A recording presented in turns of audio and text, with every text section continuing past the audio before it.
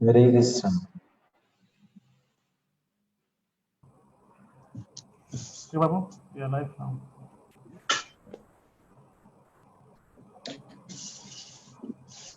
Namo Vishnu Padaya Krishna Prasthaya Bhutale Srimati Bhakti Charu Swami Namine.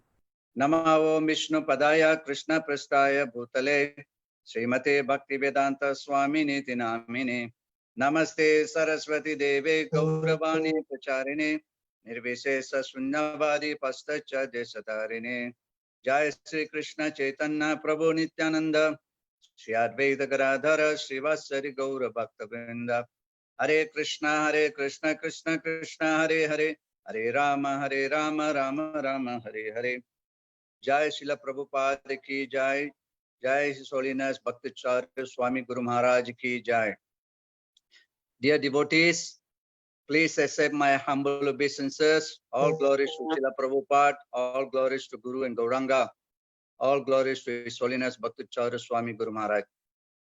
So today, in Sri Jagannath Mandir, Kuala Lumpur, on behalf of Temple Management Council, so we invite all the devotees, particularly in Malaysia, and some of senior disciple of Srila Prabhupada will share with us the glorification of His Holiness Bhakti Charu Swami Maharaj. And today we have lined up some programs, Smirti Sabha program here at Sri Jagannath Mandir, Kuala Lumpur, Malaysia. And many devotees they're going to share, and including the disciple of His Holiness Bhakti Charu Swami Maharaj also. And we also will have some presentations and the messages from the co-GBC from ISKCON Malaysia, His Holiness Jayapataka Swami Maharaj. And also there'll be video clip of His Holiness Bhakti Charu Swami Maharaj. So it's very saddening news for all of us. And I'm sure we are missing one of the strongest pillar in ISKCON, His Holiness Bhakti Charu Swami Maharaj, was the very most senior disciple of Srila Prabhupada and direct disciple of Srila Prabhupada, and very, very great soul. And we could see that even Maharaj will speak on the video clip that even though there's a coronavirus pandemic, COVID pandemic in the America, but yet Maharaj still proceeded to America. That is the battlefield against Maya and Krishna consciousness. So Maharaj has gone there for the preaching to spread the glories of Sri Chaitanya Mahaprabhu. Certainly Maharaj is very fortunate and very, very great personality and coming through in our Guru Parampara. And Srila Prabhupada, of course, will shower His mercy and then will take Maharaj is with Srila Prabhupada within the lotus feet of Krishna eternally. So today, I'd like to invite all the devotees. Thank you for all the viewers in the Facebook. And please, once again, on behalf of Temple Management Council, Sri Jagannath Mandir, I thank you all again. His Holiness Bhakti Charu Swami Guru Maharaj ki Jai, Srila Prabhupada ki Jai. So we'll be called up one by one the speaker after the presentation of the video clips of His Holiness Bhakti Charu Swami Maharaj. Hare Krishna.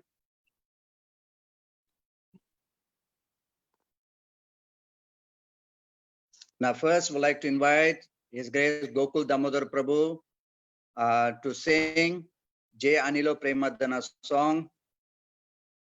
And after that we'll have a message from His Holiness Jayapataka Swami Maharaj, OGBC for ISKCON Malaysia.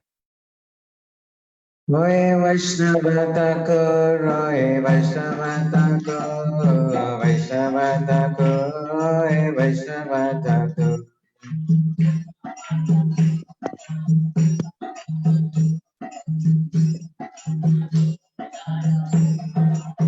Roy Vaishnavata Roy Vaishnavata Roy Vaishnavata Roy Vaishnavata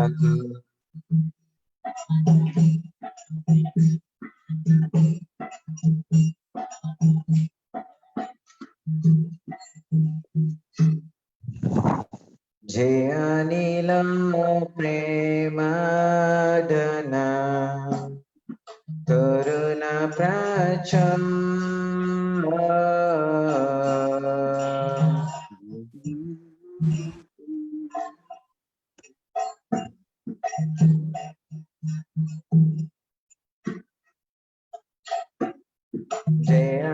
nila premadana karuna pracha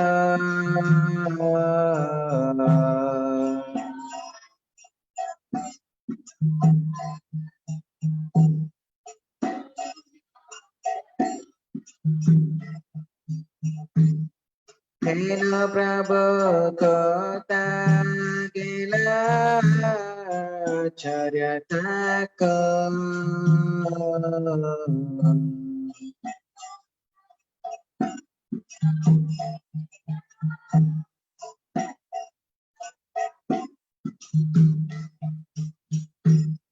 Hela Prabhu Kota Gila Charyataka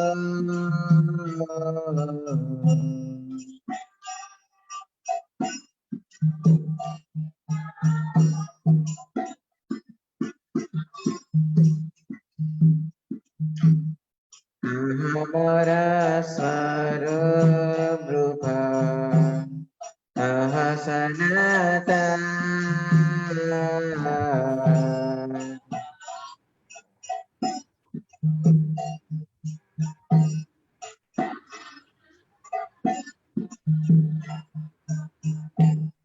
Ahamara Swara Brubha Ahasanata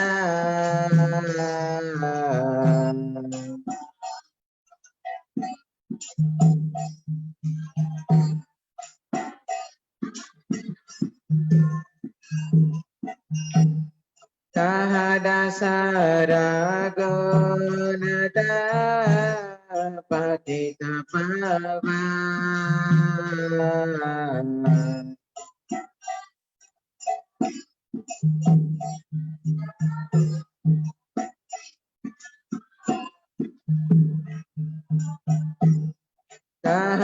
Tahadasara Gonata Patita Pavan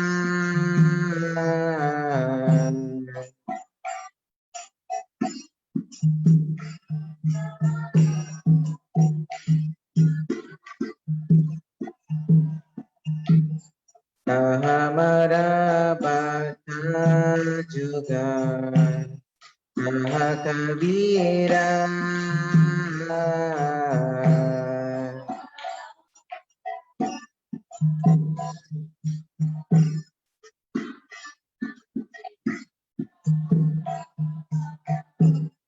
Ahamara Bhakta juga Mahakabira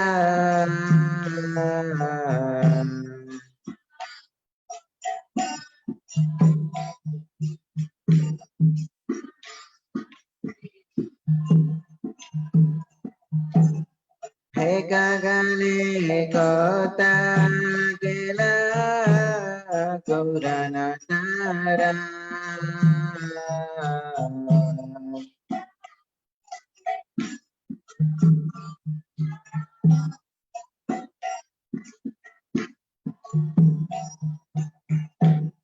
He kagale kota gela gaurana tara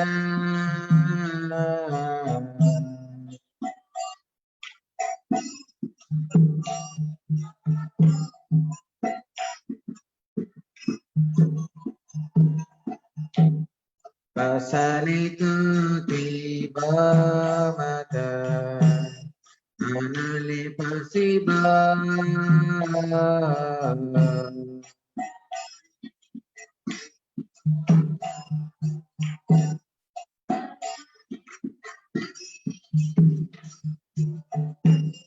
Pasalitu tiba mata Anali pasiba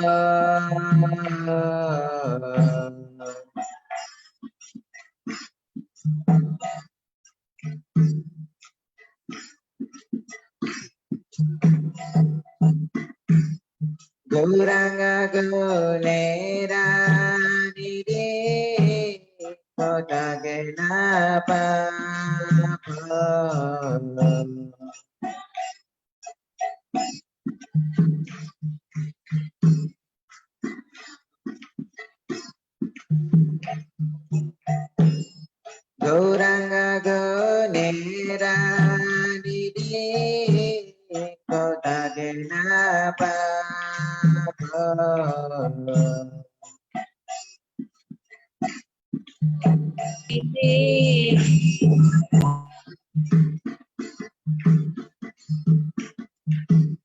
Sri Sabha Sangira Sange Jikula Bila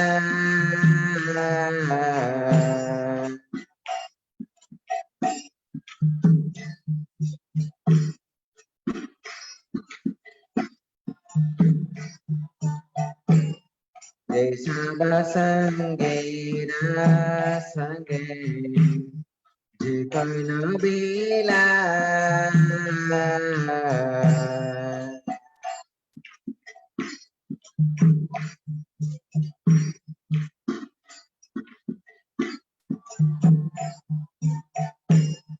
Desangana paya kade naratamada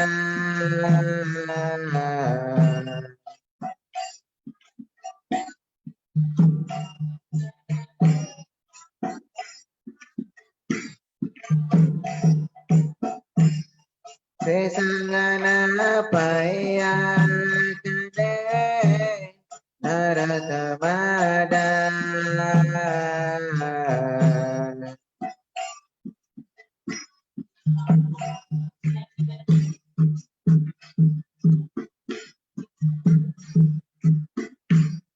Dinadina premadana Karuna pacha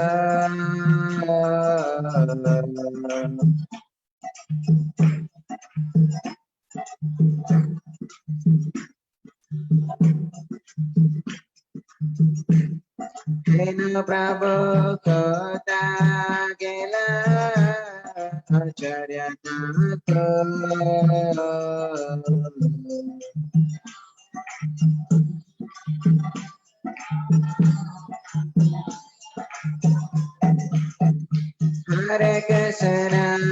Hare Krishna Krishna Krishna Hare Hare Hare Rama Rama Rama Hare Hare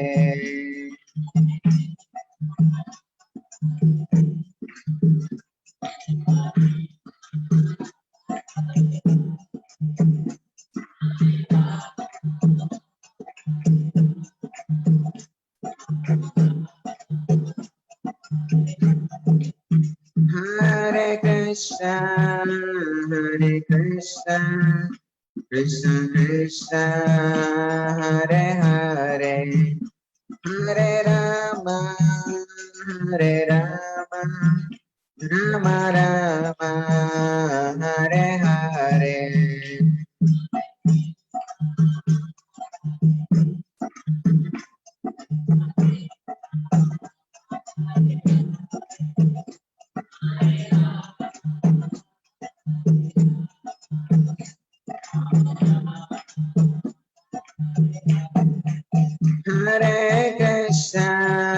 Hare Krishna Krishna Krishna Hare Hare Hare Rama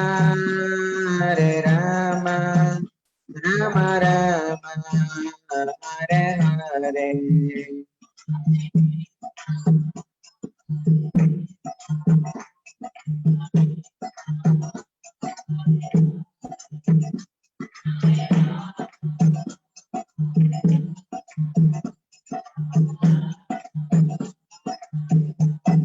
Jaya Vaishnavataku Jaya Vaishnavataku Jai Vaishnavataku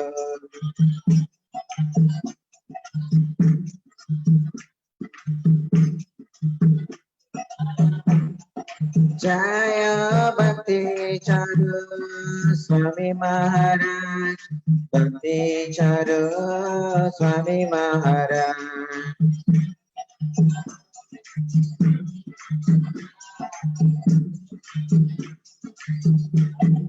Jaya Prabhupada Jaya Prabhupada Prabhupada Jaya Prabhupada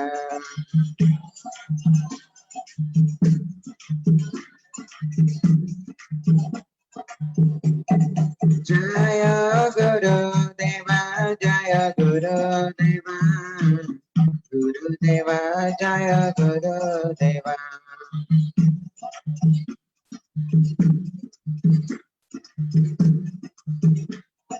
Nitai Guru Hariba, Hariba, Hariba, Guru Hariba.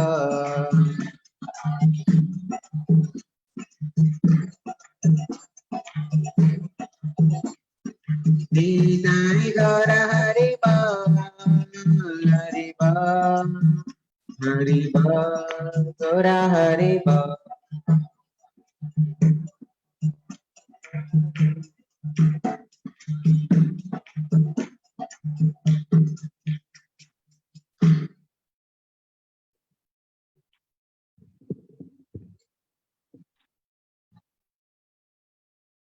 Hare Krishna. So I'd like to thank His Grace Gokul Damodar Prabhu for singing Jayanila Premadana song. The next program will be, we're going to show a video clips message from His Holiness Charu Swami Maharaja, the co-GBC for ISKCON Malaysia and also GBC for in Mayapur. So let us watch the video clip of His Holiness Charu Swami Maharaj. So I was speaking in Bengali So I was speaking in Bengali for the assembly of devotees. for the assembly of the devotees. And Bhakti Charu Maharaj had many disciples in Mayapur.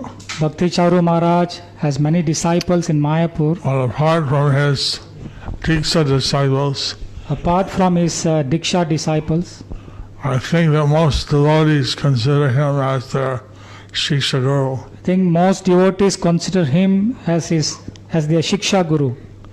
Since he was giving so much love and attention to the Mayapur community. Since he was giving so much love and attention to the Mayapur community.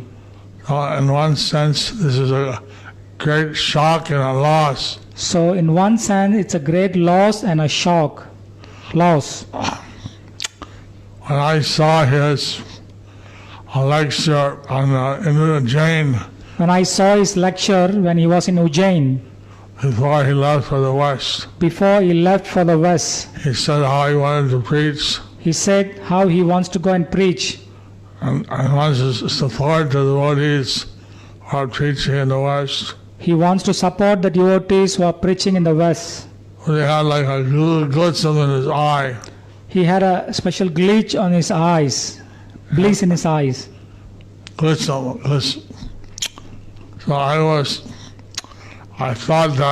I thought that Krishna was calling him. I thought that Krishna was calling him. Prabhupada was calling him. Prabhupada was calling him. I couldn't sleep that night. I couldn't sleep that night.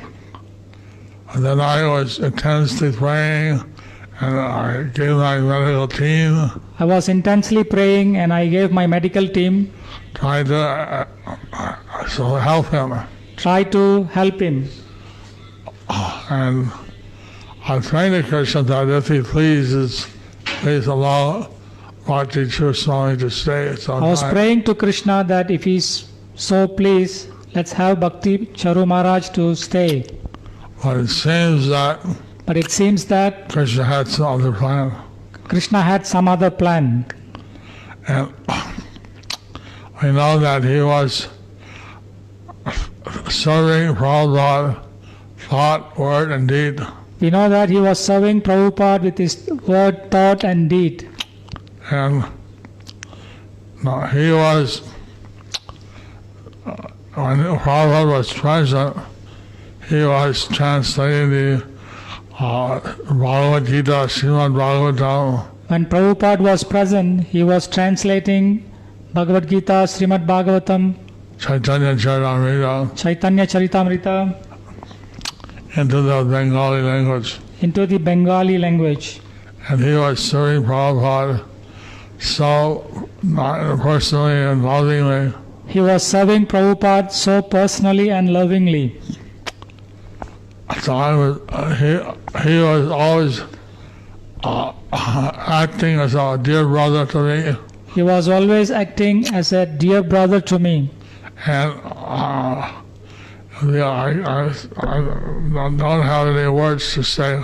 I don't have any words to say. I was talking to Guru Rangadas. I was talking to Guru Gauranga Das. He told me how for the last hour and a half of his presence on this world, He told me how his last 1 hours of before he departed from this world, that his cousin Govinda Pran Govinda, that his cousin Pran Govinda was with him all the time, was with him all the time, chanting Hare Krishna, chanting Hare Krishna, chanting the Panchatattva mantra, chanting the Panchatattva mantra, and that when he would chant Hare Krishna, and when he was chanting Hare Krishna, he opened his eyes, he opened his eyes, and so when he left, he was very Krishna conscious. and when he left, he was very Krishna conscious. So for us, this is a great loss because For us, it's a great loss we need his association. because we need his association. What Prabhupada Krishna must have needed him somewhere else. But Prabhupada and Krishna must need him somewhere else. So we should carry on his legacy. So we should carry on his legacy. He has shown us how to serve Prabhupada very dedicatedly. He showed us how we should serve Prabhupada very dedicatedly. He was very loving to all the devotees. He's very loving to all the devotees. And he was a very special, pure soul. He's a very special, pure soul. We'll have a Smirti Sabha a few days from now.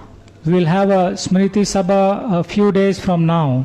I will ask all the devotees to speak their realizations We'll ask all the devotees to speak their realizations and their homages. and their homages. Right now, apparently the West Bengal government Apparently, the West Bengal government has approved that he could come here. had approved that His body could come his here. body could come here. And so they're getting all the permissions, So they are getting all the permissions and they'll fly him to Calcutta, and they'll fly him to Calcutta take him to Mayapur. and take him to Mayapur. They won't allow a big function, They will not allow a big function, but we can place it in Samadhi. but we can place him in a samadhi. So this is what I know now. This is what I know for now. And so since I spoke in Bengali to the Mayapur devotees, Since I spoke to the Bengali community in Bengali for the Mayapur devotees, they asked me to speak in English they asked me to speak in English to the Facebook viewers. to these Facebook viewers. Hare Krishna. Hare Krishna. So Thank you very much. Thank you very much. All glories to His Holiness Bhakti Charu Swami. All glories to His Holiness Bhakti Charu Swami. What's the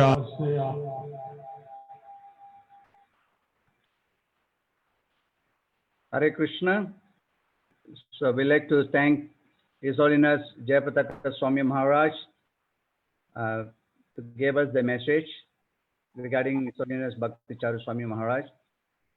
So the next we'll have video presentations on His Holiness Bhakti Charu Swami Maharaj.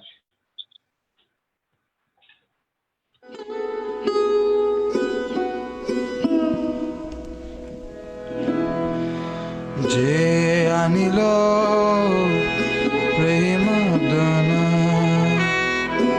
Karuna প্রাচুর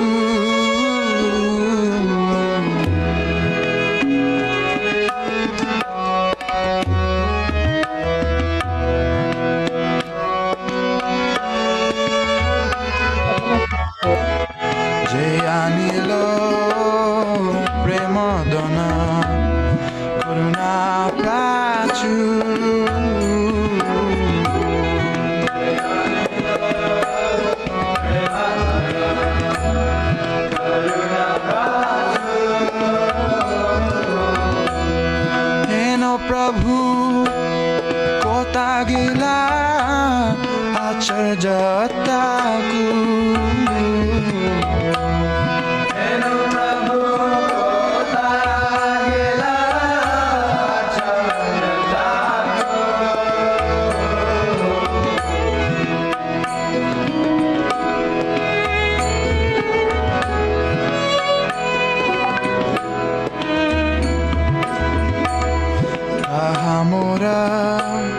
Swarupa kahasanata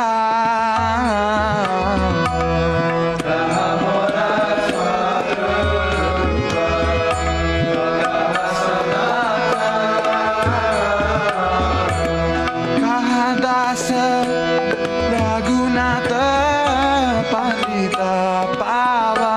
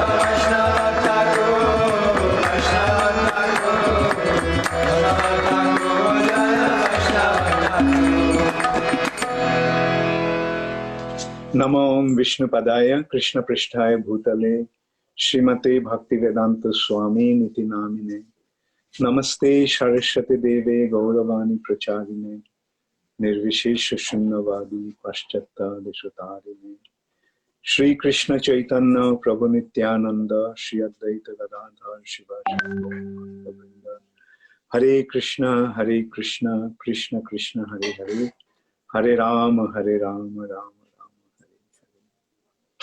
Hare Krishna. So how is everybody?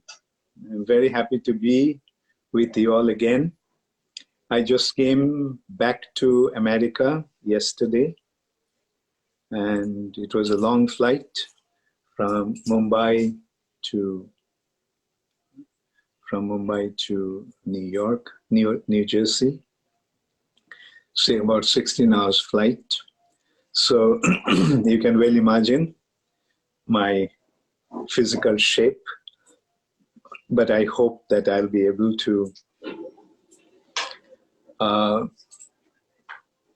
give you some understanding of Srila Prabhupada to deal with the topic.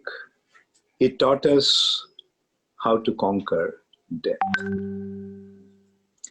That's what Srila Prabhupada taught us through his own example. Srila Prabhupada was the perfect example.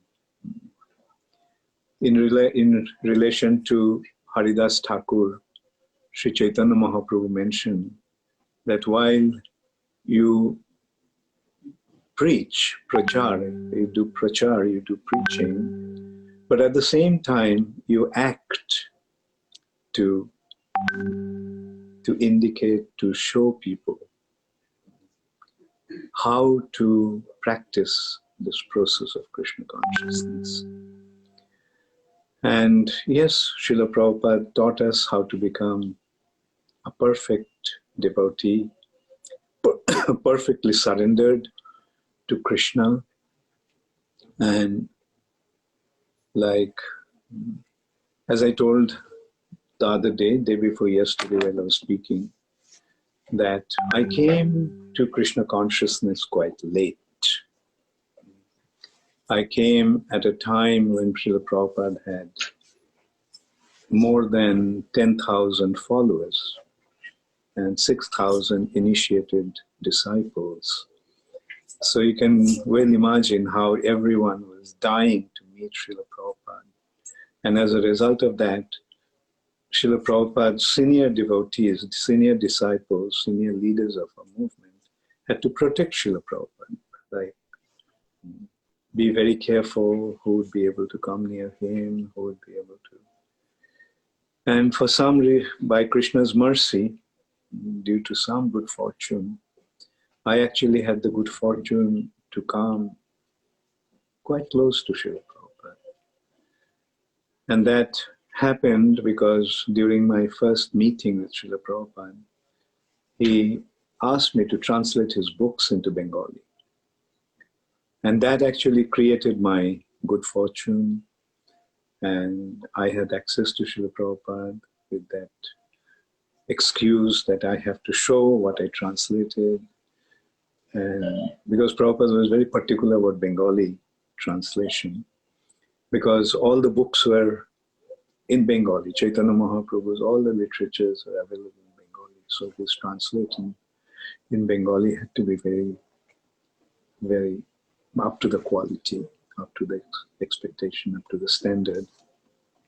So when I used to translate Srila Prabhupada, I used to take it to Srila Prabhupada, and Srila Prabhupada used to guide me, correct me, appreciate when I did something rightly. And then gradually Srila Prabhupada made me his secretary for Indian Affairs, and I moved into the room just next to Srila Prabhupada, Sri Tamal Krishna Maharaj, which was his secretary's room. So I had the opportunity to be with Srila Prabhupada all the time. And that was in Mayapur.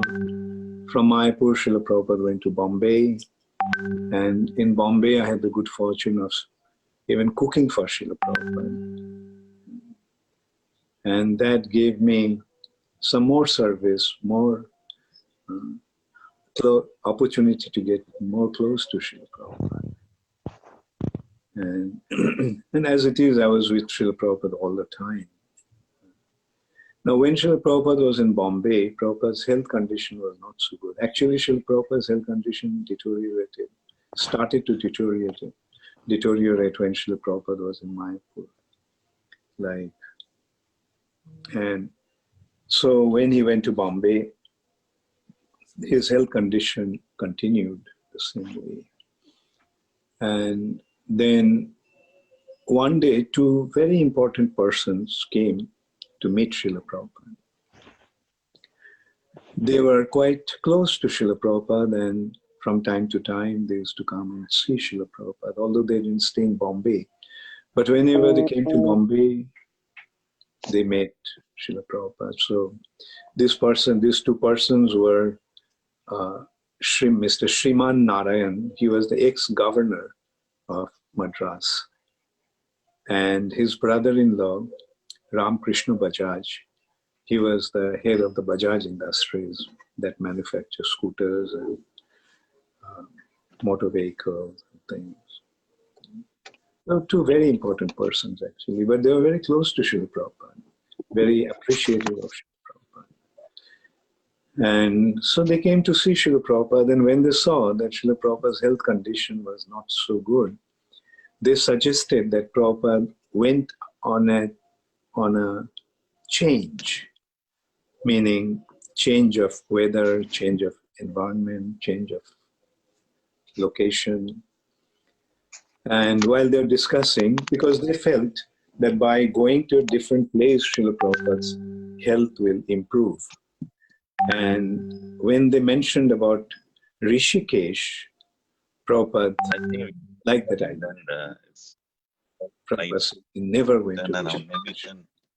So he liked the idea of going to Rishikesh. And Rishikesh is actually at the foothills of the Himalayas. And very beautiful place on the bank of the Ganges, and it's one of the important places of pilgrimage. So when Prabhupada mentioned that he was willing to go to Rishikesh, then these persons made the arrangement for Srila Prabhupada. They made the arrangement in the best house in Rishikesh, right on the bank of the Ganges, a 2-story building. And very beautiful, obviously belonged to some very wealthy person. And few of us, 4 of us traveled with Srila Prabhupada. Tamal Krishna Maharaj, Upendra Prabhu, Tamal Krishna Maharaj's servant, Gauridas Prabhu, and myself. 4 of us traveled with Srila Prabhupada from Bombay to Delhi, and then from Delhi we drove to Rishikesh. And anyway, Srila Prabhupada liked the idea, and mostly all of us liked the place very much. It was the Ganges, on the bank of the Ganges. And the Ganges is very different there. It's not so wide, but very strong current. It's coming right after the Himalayan mountain. And that's where it's touching the plain land. And but I used to cook for Srila Prabhupada at the time. So they used to go sporting in the Ganges, swimming in the Ganges. And while I was cooking for Srila Prabhupada, but after cooking, I used to serve the prasad to Srila Prabhupada. And then I also used to join them. And so this is how we are having a beautiful time in Rishikesh. Then one day, all of a sudden, a huge storm hit Rishikesh. It was unbelievable. All this while, the weather was so beautiful, bright sunshine. And because it was at the foothills of Himalaya, although it was midsummer, but it was very, very pleasant, and Ganga was like so refreshing. The Ganga water, I mean, you can see it's really nectar, because as soon as you take a dip in Ganga, you literally feel rejuvenated. And the cold water, so pure, so beautiful. So, but then all of a sudden the weather turned. It was incredibly powerful storm, and along with that came torrents of rain. And there was no electricity because the electric poles got uprooted, so the electric supply got interrupted. So it was dark, and especially at night, you used to feel the dark influence of that place. And, you know, like when it rains, and you know, like you can hear the sound of the wind raging actually. You know. And so first day, 2 days, it continued like that, storm and rain. And then at night, when it continued like that, Srila Prabhupada, that time actually the storm stopped and rain also stopped. And at night I used to be with Srila Prabhupada. Actually, one of us used to be with Srila Prabhupada all the time and stay awake, because just in case Prabhupada needed us. So my shift was from 12 to 2. And so I was attending Srila Prabhupada. Prabhupada was lying in bed. Then Prabhupada called me. So I lifted the mosquito net and leaned to Srila Prabhupada. And then Prabhupada said, "The time has come for me to leave my body. I want to leave my body in Vrindavan. Please take me to Vrindavan immediately." I mean, you can well imagine my condition, you know, like when Prabhupada started to speak like that, I just literally started to shake all over. And I just ran downstairs and woke up Tamal Krishna Maharaj and told him what Prabhupada told me. And Tamal Krishna Maharaj also jumped out of his bed and ran upstairs. And Prabhupada told him the same thing. The time has come for me to leave my body. I want to leave my body in Vrindavan. So please take me to Vrindavan immediately. So that night only we packed everything. None of us spoke, just silently we packed everything. Prabhupada's things first and then our things, and then we went to Vrindavan in the morning. I'm sorry, first we stopped in Delhi for the night, and the next morning we left for Vrindavan.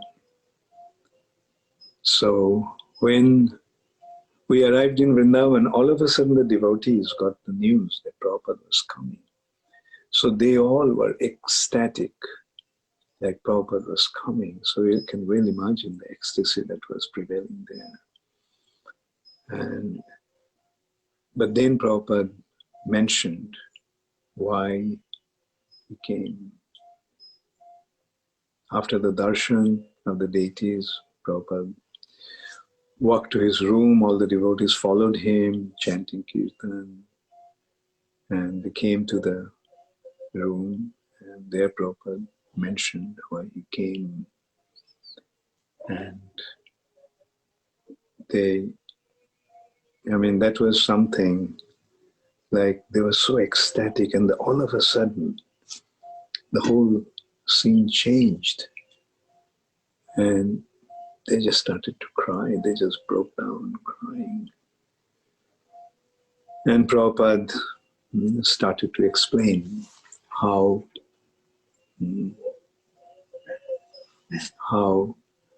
death is inevitable for everyone. And he quoted that verse, Dehi Nashmin Jatha Dehi, Komaram Jovanam Jara. Like this body changes from childhood to youth, Komaram Jovanam Jara. Then eventually it becomes old. And then Tatha Dehantara Praptir. The body changes, but Dehi na, the Dehi, the owner of the body, doesn't change. The body changes from childhood to youth to old age. The body is continuously changing, and we visibly notice that. But whose body is changing? The soul's body. Soul is the proprietor of the body. And the soul is immortal. And in this way, Prabhupada just explained that how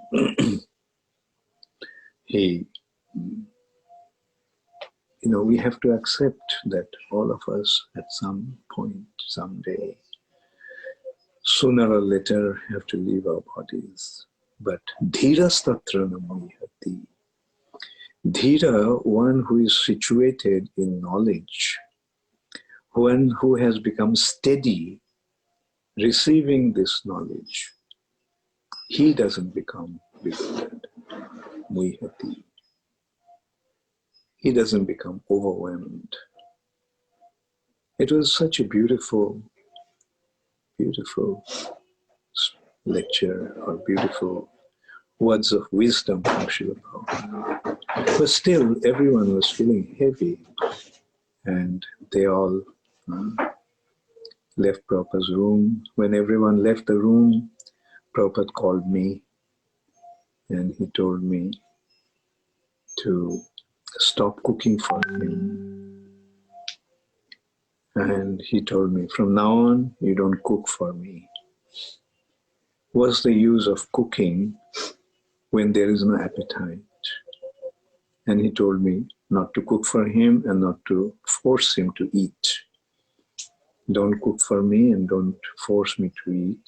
What's the point in eating when there is no appetite? So when Prabhupada spoke like that, I could realize that this is how Prabhupada was going to leave his body. He will stop eating, just like Parikshit Maharaj. He'll stop eating, he'll stop drinking, and this is how he would leave his body. Vaishnava Thakur, Jayo Vaishnava Thakur. Jayo Vaishnava Thakur, Vaishnava Thakur. Vaishnava Thakur, Jayo Vaishnava Thakur.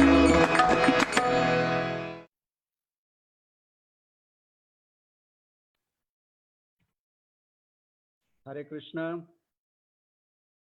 So we have watched the video clips of His Holiness Bhakti Charu Swami Maharaj. Now we are going to continue with the Smirti Sabha, the glorification of His Holiness Bhakti Charu Swami Maharaj. So the first speaker, I would like to invite His Grace, Prabhu Vishnu Prabhu, to speak on the glorification. Hare Krishna. Hare Krishna. Namam Vishnu Padaya. Hear you, Maharaj. You can unmute yourself, Maharaj. It's unmuted. Yeah, we can hear you. You can? Yes, we can hear you clearly. You can continue, Prabhu. Okay. Namam Vishnu Padaya Krishna Prasthaya Bhutale Srimati Bhaktivedanta Swami Nitinamane Namaste Saraswati Deve Gauravani Pacharine Nirvishesha Shunyavadi Pastaja Bhutakarine Namam Vishnu Padaya Krishna Prasthaya Bhutale Srimati Bhakti Charu Swami Itinamine Vanchakalpatrubhyascha Kripa Sindhubhyevacha Patitanam Pavanebhyo Vaishnavebhyo Namo Namaha. Jai Shri Krishna Chaitanya Prabhu Nityananda Shri Advaita Gadadhar Shri Vasadi Gaur Bhaktivinda. Hare Krishna Krishna Krishna Hare Hare Hare Rama Rama Rama Hare Hare.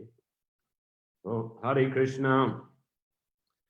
So it's with a heavy heart that I'm joining this meeting with all of you in remembrance of my dear God brother, His Holiness Srila Bhakti Charu Swami Maharaj. As Maharaj explained in that short film we just saw, he joined ISKCON not long before Srila Prabhupada's departure,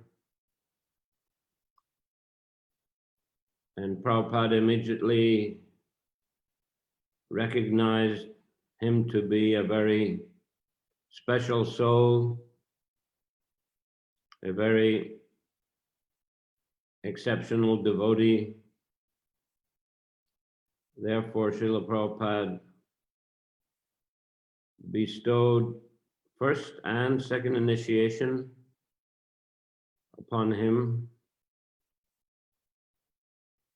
I can't remember exactly, it may have been Gaura Purnima, 1977. He received the name Kira Chora Gopinath Das, and very shortly thereafter Prabhupada also bestowed sannyas initiation on him. And as Maharaj mentioned, he was given the service to translate Srila Prabhupada's books,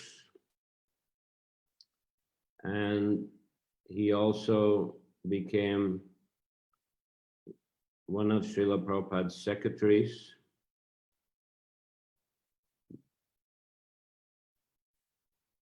that time, I remember going to Bombay to meet Srila Prabhupada, and Srila Prabhupada gave me the blessings to go to Bangladesh to begin the preaching activities. I went to Delhi to get my visa, and Prabhupada also came to Delhi and saw me in the darshan, and he said, "You haven't gone yet?" I said, "I just came for visa." He said, "Go immediately." But I recall that Prabhupada was on his way to Rishikesh, as Maharaj mentioned. I'd bought some incense to take to Bangladesh, and I remember going to the train station to give some of that incense to Srila Prabhupada for his journey to Rishikesh. And as Maharaj mentioned, they stayed there on the bank of the Ganga. And then Prabhupada decided to go to Vrindavan to leave his body, as Maharaj mentioned. But he didn't leave his body so quickly. That was in April or May. May, perhaps, he came back to Vrindavan, and he stayed quite a long time in Vrindavan. I also went to London, I think it was in September, stopped in Bombay on the way back, and then came again finally to Vrindavan. So Bhakti Charu Maharaj was with Prabhupada most of that time. I don't think he went to UK with him, but anyway, Prabhupada was only a few days in UK, and maybe a week, 10 days, I can't remember exactly. He was there for Janmashtami and Yasa Puja. So Maharaj was a constant associate of Srila Prabhupada during those last 6 months or so. And although Prabhupada said, "Don't cook for me," actually, after some time, Prabhupada relented due to the request and prayers of his disciples that please don't leave, we need you. So Prabhupada again would eat, and Maharaj would cook for him, and also perform all kinds of services for Srila Prabhupada. So he's a very dedicated servant of Srila Prabhupada. It was very intense in those last days in Vrindavan. It was outpouring of love for Srila Prabhupada, and Maharaj was a very, very loyal and loving servant, and also very dear to the devotees and very dear to Tamal Krishna Maharaj, who was Prabhupada's secretary at the time. So when eventually Prabhupada departed, and then to my recollection, Maharaj moved to Calcutta, Mayapur, and he was staying especially in Calcutta. I think he was in charge of the BBT, or at least the translation side of the BBT. I used to often come there. We were preaching in Nepal and Bangladesh, so often had to come to Calcutta for BBT matters. So often stayed in the BBT with Maharaj and had a lot of close association with him. We became good friends. He, of course, from a high-class Bengali family, well-educated. He, in fact, I think came in contact first with Krishna Kanjan in Germany. He and Sarva Bhavana Prabhu, who's another Bengali disciple of Srila Prabhupada, they were close friends. And Maharaj could speak fluent German, both of them could. I think he got some part of his education there. So he was a scholarly person and a very high-class person. And you can tell how he speaks English language, very, very refined, and also his Bengali, very refined, very sophisticated. So that kind of disciple, of course, Prabhupada recognized, required in India to, Prabhupada would preach to the higher class, because he knew if the higher class of people accept Krishna consciousness, then others will follow. So he recognized Maharaj as being a high class person, and that's why he elevated him so quickly. So Maharaj was very dedicated to that translation service. I think he's been doing it constantly. Perhaps in more recent times, he's supervising other translators, but he was personally doing the translation for many, many, many long years. Translated many of Srila Prabhupada's books into Bengali. He also, at a certain stage, became an initiating guru, and he would come regularly to Bangladesh to preach and inspire the devotees, and eventually also began accepting disciples there. So he has many disciples, not only in West Bengal, but also in Bangladesh. And of course, he also traveled extensively throughout the world preaching Krishna consciousness, and he has many, many wonderful disciples all over the world. I didn't see Maharaj so much in recent years. I go to Mayapur every year for Gaur Purnima, maybe 10 days prior, but usually he leaves right after the GBC meeting and goes to traveling and preaching. So I sometimes saw him, but not often. But the last time I saw him was in Siberia. It was last year or the year before. There's a festival every year in the Altai mountains of Western Siberia, very beautiful area. And every year Bhakti Chaitanya Maharaj, Banu Maharaj come. I usually go myself. And Maharaj was a chairman of the GBC, so I think it might have been year before last. So Bhakti Chaitanya Maharaj invited him, and he was very busy.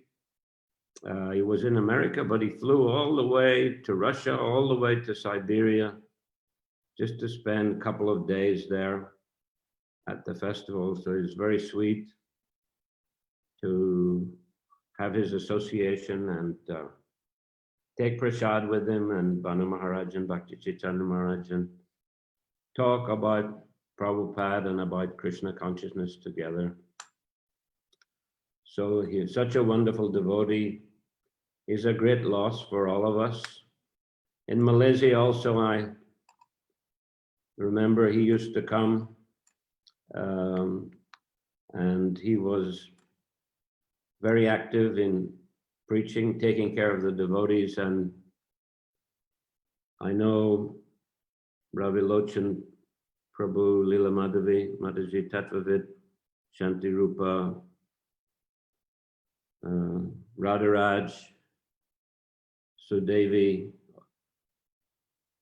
Doyle Goranga, all of those devotees who were very stalwart and very active in the early 80s and helped us, myself, Jayapataka Maharaj, Banu Maharaj, Bhakti Rajendranandan Maharaj, so much when we first came over there. So Maharaj had taken care of all those devotees that I mentioned very nicely and inspired them in Krishna consciousness, and we They were the stalwart devotees who helped us so much. I'm sure they're all very grateful to Maharaj, Singheswar Prabhu also. So it's a very sad day that Maharaj has departed, but surely Srila Prabhupada has a plan for him and a program for him to continue preaching Krishna consciousness, wherever that may be. So we thank him. I thank him very much for his wonderful association and wish him well on his further journey and service to Lord Krishna, Lord Chaitanya Mahaprabhu, and Srila Prabhupada. Srila Bhakti Charu Swami Maharaja ki jai. Srila Prabhupada ki jai. Samaveta Bhaktivinoda ki jai. Nitai Gaura Premanandi Haribo. Hare Krishna. Thank you, His Grace Prabhu Vishnu Prabhu. Thank you, Maharaj.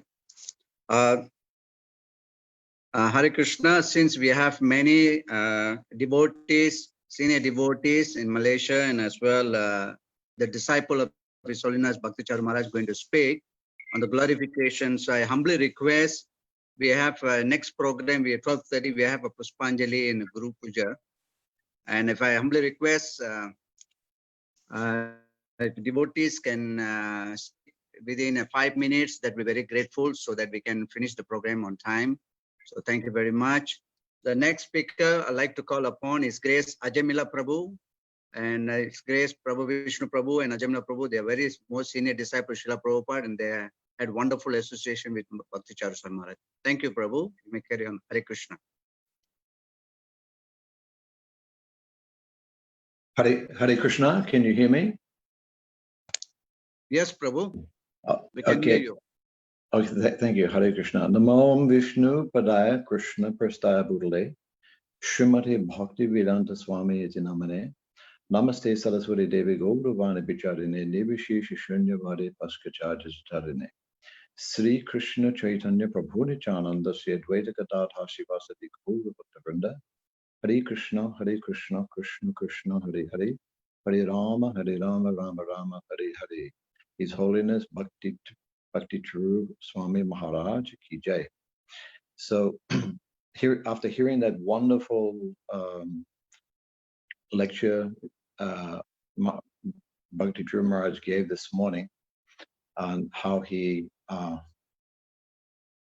actually recounted, he left Mumbai and went to New York, and it appears that that video was taken just recently, and he is recalling at that particular time how Srila Prabhupada left his body. So maybe that was an omen of things to come. And so in my association with Bhakti Charu Maharaj, he had a way of befriending whoever he came in touch with, whether it was devotees or non-devotees. He had a way of making you feel like he was your best friend. And because of his unique adherence to Vedic culture, he was like Vaishnava etiquette personified. He was a very rare Vaishnava who exhibited so many Vaishnava symptoms, which you could not help but to be attracted to and admire very, very much. So when Bhakti Charu Maharaj was a brahmachari, he used to come to the Bhaktivedanta Manor in the UK. And at that time, I had a house in the Mayapur village, the Bhaktivedanta Manor village, just opposite the Bhaktivedanta Manor temple. So Maharaj used to come to my house and stay with me there, and he used to cook. So him and I had this rasa, if you like, of cooking various types of nice prasadam and offering it to Krishna, and relishing that prasadam and maintaining a fit and healthy body in the service of Krishna. And he had this amazing ability to cook various kinds of noodles and fried rice and various kinds of Chinese preparations, which I didn't personally like, but when Maharaj cooked it, suddenly I liked it. His cooking was just so amazing. And then I bought an ice cream machine, and I started making ice cream and offering it to Krishna so that Maharaj could relish that ice cream. And so we had some amazing ice cream pastimes, and would invite other devotees to take prasadam with us. It was like being in the pasturing grounds of Goloka Vrindavan, and where Krishna's lunchbox is opened and all kinds of wonderful preparations come out, and all the cowherd boys sit down together and just experience amazing transcendental bliss, just giving and receiving prasadam that has been offered to Krishna. So then on another occasion, I took Maharaj to Harrods in London, which is a very expensive superstore there. Everything there is very, very expensive. So I said, Maharaj, come, I'll take you there, and I want to buy you a nice warm coat. So I bought him a very beautiful coat because it was cold in London. And so we had a lot of fun doing that. But at the same time, Maharaj was a very serious preacher, very serious in his sadhana, strictly followed all the rules and regulations, and just such a wonderful preacher. I could go on and on and on, but I know there are many more speakers, so I won't say too much more, except that I really am going to miss Maharaj's association incredibly. But I have the memories there of associating with him. And one time he stayed in my apartment in Kuala Lumpur in Malaysia. He stayed in the front room there. So we had some more pastimes together there, but he was very busy with his preaching work as usual. So we've lost the physical association of one of the greatest preachers of the ISKCON movement. It's a very sad day, but it's also it's a day that we are inclined, that we must celebrate, because he's gone on to serve Srila Prabhupada and Krishna in a way that may not be known to us, but it would definitely be known to Krishna. The circumstances of his departure is all Krishna's arrangement. Krishna has protected him, even if one departs his body in inauspicious circumstances. Krishna personally intervenes for a preacher in those circumstances and enters the consciousness of that devotee. And I have absolutely no doubt about that this was the case with His Holiness Bhakti Charu Maharaj. Bhakti Charu Maharaj ki jai. Srila Prabhupada ki jai. Nitai Go Premanandi. Hari Hari Bol. Hare Krishna. Thank you, Ajamila Prabhu, for sharing with us. We're sure, Prabhu, once we get the opportunity to get together, all the devotees in Sri Jagannath Mandir will be hosted in a grand scale of the Smirti Sabha in Jagannath Mandir in honor of His Holiness Bhakti Charu Swami Maharaja, where many devotees can get together very soon. Without delay, next person I would like to call is His Grace Shimeshwara Prabhu, the Regional Secretary of ISKCON Malaysia, to share with us his glorification. Namo Vishnu Padaya Krishna Krishna Bhutale Srimati Bhakti Swami Namine Namacharya Padaya Nitai Padaya Namo Vishnu Padaya Krishna Krishna Bhutale Srimati Bhakti Charu Swami Namine Namo Vishnu Padaya Krishna Krishna Bhutale Srimati Bhakti Vedanta Swami Namine Namaste Saraswati Devi Gauravani Pracharini Nirvishesha Sunnavadi Pasatade Yeskarine. Vanchakalpatarobhyascha kripa sindhubhyascha patitanam pavane. His camera is frozen. Jai Shri Krishna Chaitanya Prabhu Nityananda Shri Advaita Gadadhar Shri Gaura Bhakta Vrinda. Hare Krishna Krishna Krishna Hare Hare Hare Rama Rama Rama. Hare Krishna. So His Holiness Prabhu, Jamil Prabhu, and other devotees.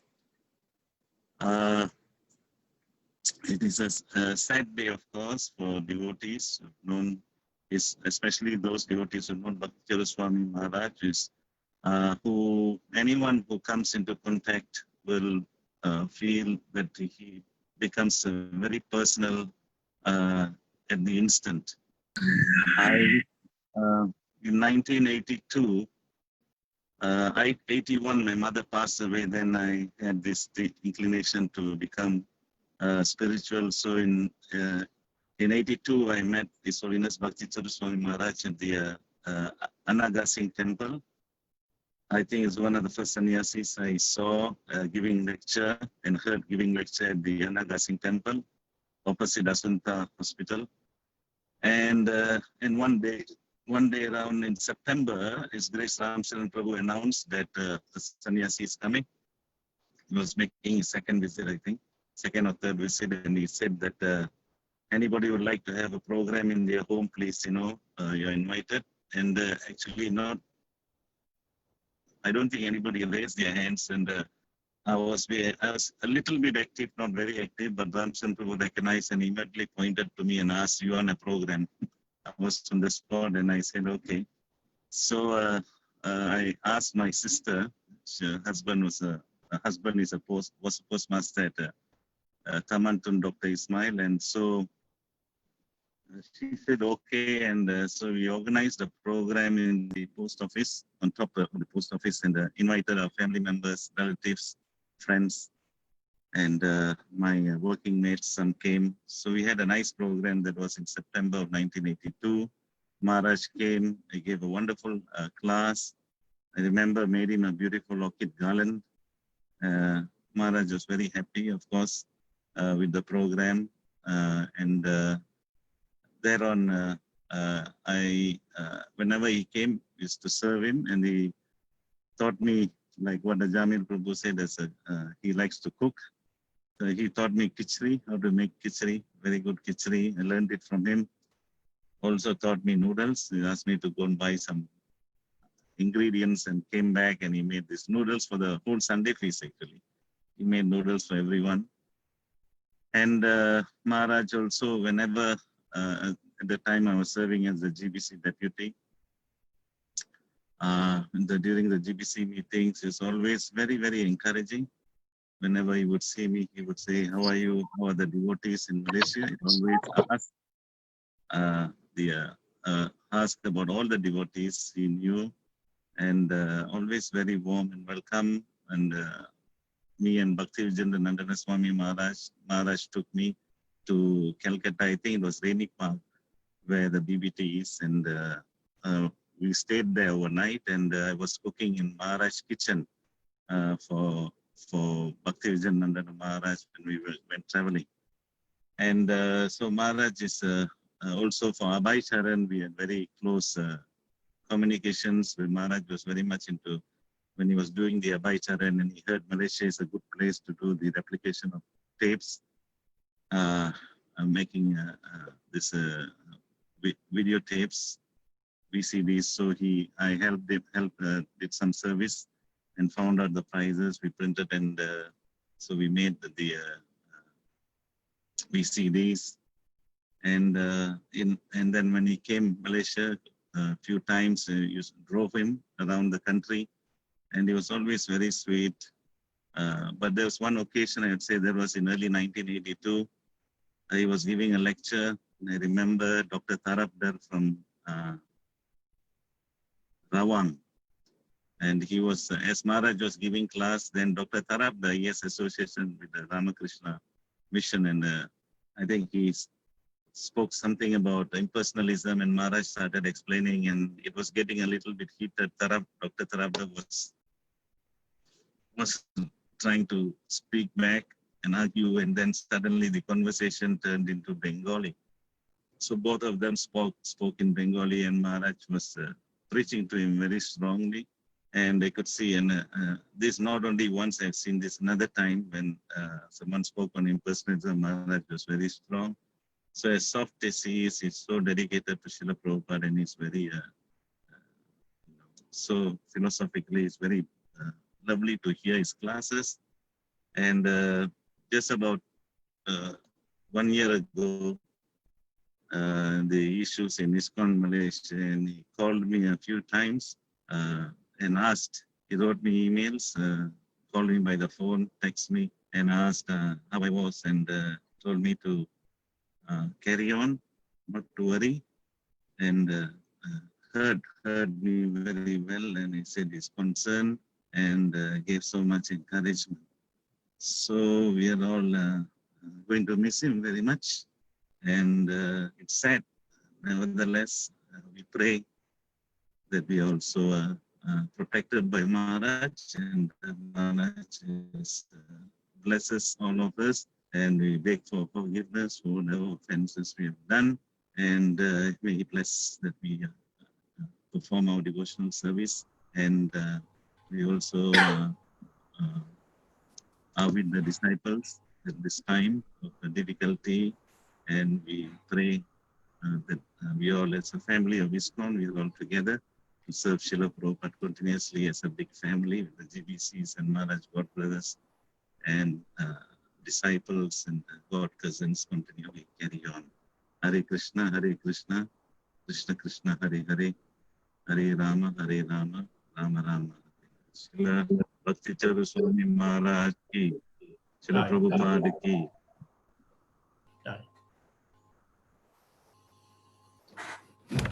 Thank you, His Grace Shimeshwar Prabhu. Thank you very much.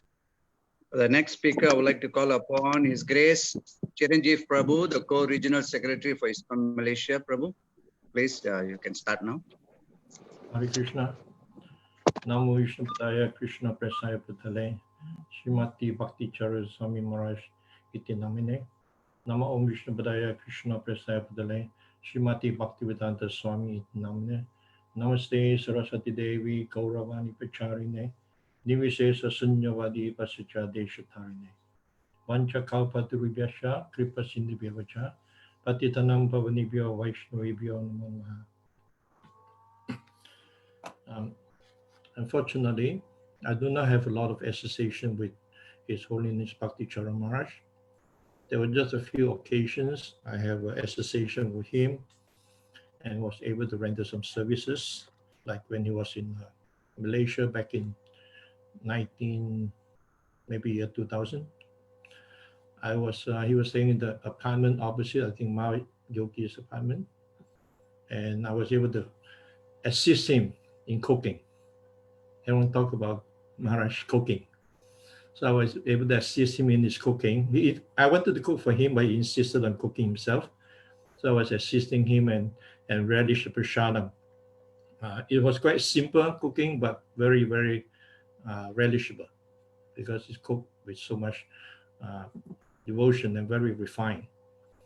Another occasion was during the Navadip Manda Parikrama. I had the great fortune to massage him. Everyone was very tired from all the walking. So there was a year when I was doing a lot of massage for all the senior devotees, private disciple in foot massage. But Maharaj is a leader with whom I have great admiration and respect for, and admiring and respecting from a distance. But of course, we are very close friends with one of his dear disciples, Chitrangada Mataji, who always kept me abreast on the activities of Bhakti Charu Maharaj and what he does and their relationship. Prabhupada was once asked about nature of a devotee, and he said a devotee is a gentleman. And Bhakti Charu Maharaj is an epitome of a gentleman. Like Prabhu was saying, he's very, very refined, comes from a very high-class Bengali family. His speech is very sweet, very refined speech, very sophisticated. and his dealings is very, very sweet. And as Ajami Prabhu say, anyone who comes into contact with him, he just make you feel that you're so dear and to him. He kind of just embrace you, like he's your best friend and best well-wisher. And so it's only natural that in the early days of the Vrindavan Institute of Higher Education, he was the one who actually did the Vaishnava etiquette course. He was the first one to do that in our ISKCON society. I remember he came to Sweden in early 80s, and he insisted on cooking for his godbrothers. I think at that time there were about 6 or 8 godbrothers there, and they told me that he's so expert in his cooking, and not just the cooking, but he also was very expert in serving prashadam to his godbrothers. And somehow or other he can make them eat so much, while at the same time he didn't eat much himself. So while he was serving them, he will engage in very sweet talk. And then the devotee, and he kept on speaking sweet words and feeding them, and they kept on eating, and he didn't have to eat much. So he rarely serving the devotees and that way. So, but one thing that really, really impressed me about Maharaj is how he embraced one of the last instruction of Srila Prabhupada, that your love for me will be shown by how much you cooperate with one another. And as you know, over the years, the number of devotees, private disciples just thinning. Either they somehow left the association of devotees or they passed away. But Maharaj was always trying to bring them back. Always trying to bring them back into the association of devotees. And he goes out of his way to somehow make them feel like they belong and somehow engage them and accommodate them. So that is done only by someone who really, really have a big heart, who really, really feel strongly about what Prabhupada wants, and that this is a family. We are all a big family. Sometimes there may be disagreement, but he somehow was able to bring them back into the association of devotees. And to that extent, even in his last days, when he was in the critical condition in the hospital, how he was able to unite devotees from around the world in intense prayers and intense kirtan, and demonstrate to us all that if we all have a similar goal and embrace a similar goal, we can be such one powerful force to be reckoned with. And when we all unite together and focus on the preaching mission, just like now we have been all around the world, just praying intensely, chanting intensely for his well-being, praying to Krishna. So you can use the same energy in our preaching mission, and we'll be able to overlook all the little differences that we may have. And this movement will be so much stronger. So even in his last days, the way I see it is Bhakti Charu Maharaj was able to really harness that energy and show and demonstrate to us that how ISKCON can be if we work together. Just like when Prabhupada in the last days when he was living, sometimes he drives his disciples crazy, and I think it was Bhavananda Maharaj at that time, you say, you're just driving it crazy. I think what you're trying to do is just bring out us love you more. And Prabhupada said, yes, that's my mission, to bring you more. So that's I see that as how Bhakti Charu Maharaj, even in the last day in that condition, he was able to bring that understanding to us. So yes, Maharaj has left. It's a very, very sad day, but his example is there for us to emulate how to be a gentleman, how to behave as a Vaishnava, like a gentleman. And of course, for his disciples, there are many, many sweet memories they can cherish and a lifetime of instructions to follow. So His Holiness Bhakti Charu Maharaj Ki Jai.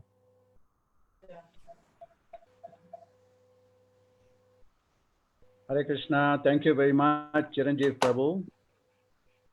Next, I would like to call upon His Grace Lokabandhu Prabhu, the President of ISKCON Malaysia. He is not able to come on Zoom. Nevertheless, he has a message for us. I request His Grace Tyaga Chaitanya Prabhu to read it out on behalf of Lokabandhu Prabhu. His Grace Tyaga Chaitanya Prabhu.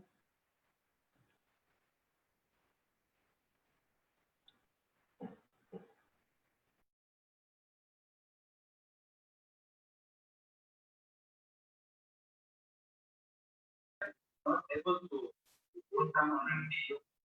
I request Tyaga Chaitanya Prabhu to read it out on behalf of Lokabandhu Prabhu.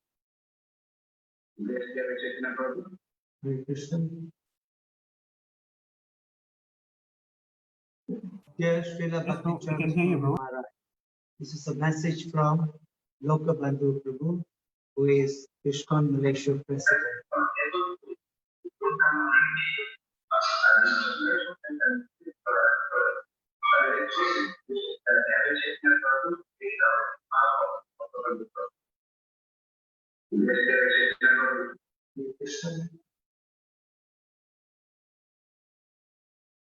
Dear Srila Bhakti Charu Swami Maharaja, this is a message from Lokabandhu Prabhu, who is ISKCON Malaysia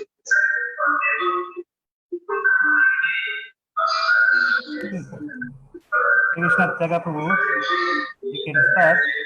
And can you switch off the Facebook live video, because whatever we are streaming now is 20-second delay.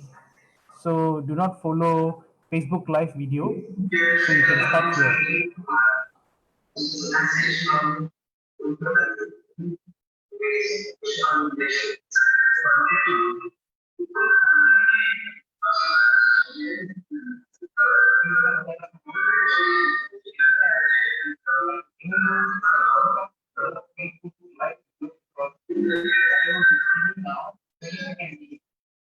So not follow Facebook Live.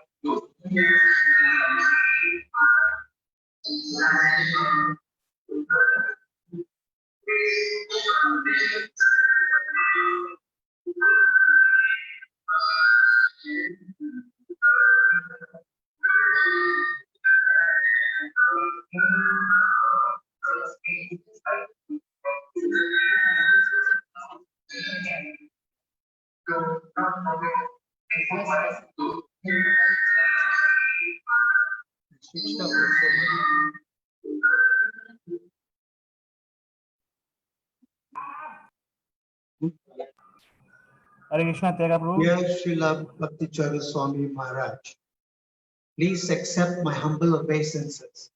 All glories to Srila Prabhupada, all glories to Your Holiness. Passing of great Vaishnavas are always glorious. Remembering how Lord Chaitanya celebrated the passing of Srila Haridas Thakur, where the Lord personally carried the body of Srila Haridas Thakur and chanted the Hare Krishna Maha Mantra. Let me offer my humble obeisances at your lotus feet again and again. Maharaj, sometime in the 1980s, you came to Malaysia, and I was then serving in Sri Jagannath Mandir, Kuala Lumpur, on a part-time basis. But His Holiness, Srila Bhakti Brajendra Nandana Maharaj, desired that I join on a full-time basis. But I was reluctant. However, in one of the morning classes, upon me asking a question, Your Holiness imparted unto me the knowledge of joining full-time without thinking twice. Your Holiness told me that I should join full-time then, consider working later. I couldn't accept it, nor did I have the wisdom to understand your message. Many years later, I realized how important and deep was your message. Sometime in that week, Your Holiness cooked noodles for the devotees, and all of us enjoyed a wonderful feast. I miss all the nectarian classes that you gave and your soft honey-like kirtans and bhajans. Your Holiness have been a pillar to all of us in ISKCON Malaysia during our early days and always showered us with your mercy. You were such a gentle and compassionate Vaishnava, always willing to help anyone with their Krishna conscious life. Please shower your mercy and blessings onto me to continue to serve my Guru Maharaj and Srila Prabhupada.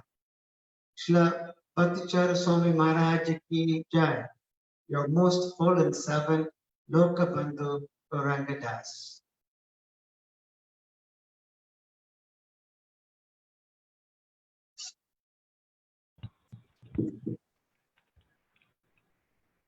Hare Krishna. Thank you, Tyaga Chaitanya Prabhu, and for reading on behalf of Lokabandhu Prabhu, the President of ISKCON Malaysia. Thank you, Tyaga Chaitanya Prabhu, reading on behalf of Lokabandhu Prabhu, the President of ISKCON Malaysia. Next, I would like to invite the disciple of His Holiness Bhakti Charu Swami Maharaj. There are three disciples at the moment. They like to offer the glorifications. The first speaker, I would like to call Her Grace Chitraganda Mataji. And please come on the screen, Mataji. Then you can start your homages to your Srila Guru Maharaj.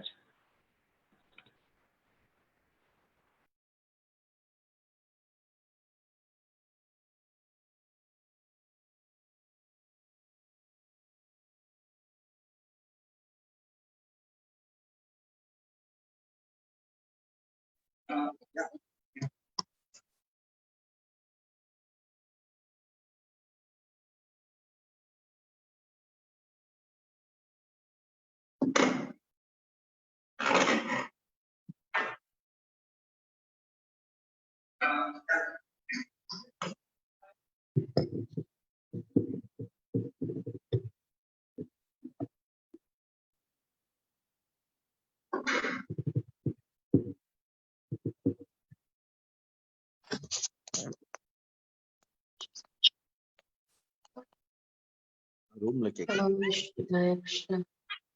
Vishnu Nishmati Bhakti Charu Swami Maharaja. Shnekta Chaita Supraneta Vakanam Chara Saptam Praparigata Pranam. Bhakti Charu Padam.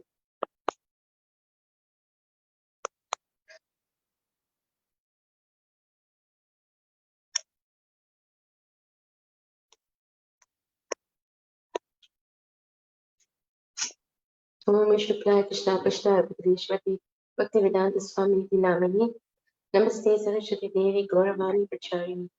Nirvisesha Sunyavadi Pashti Dejita.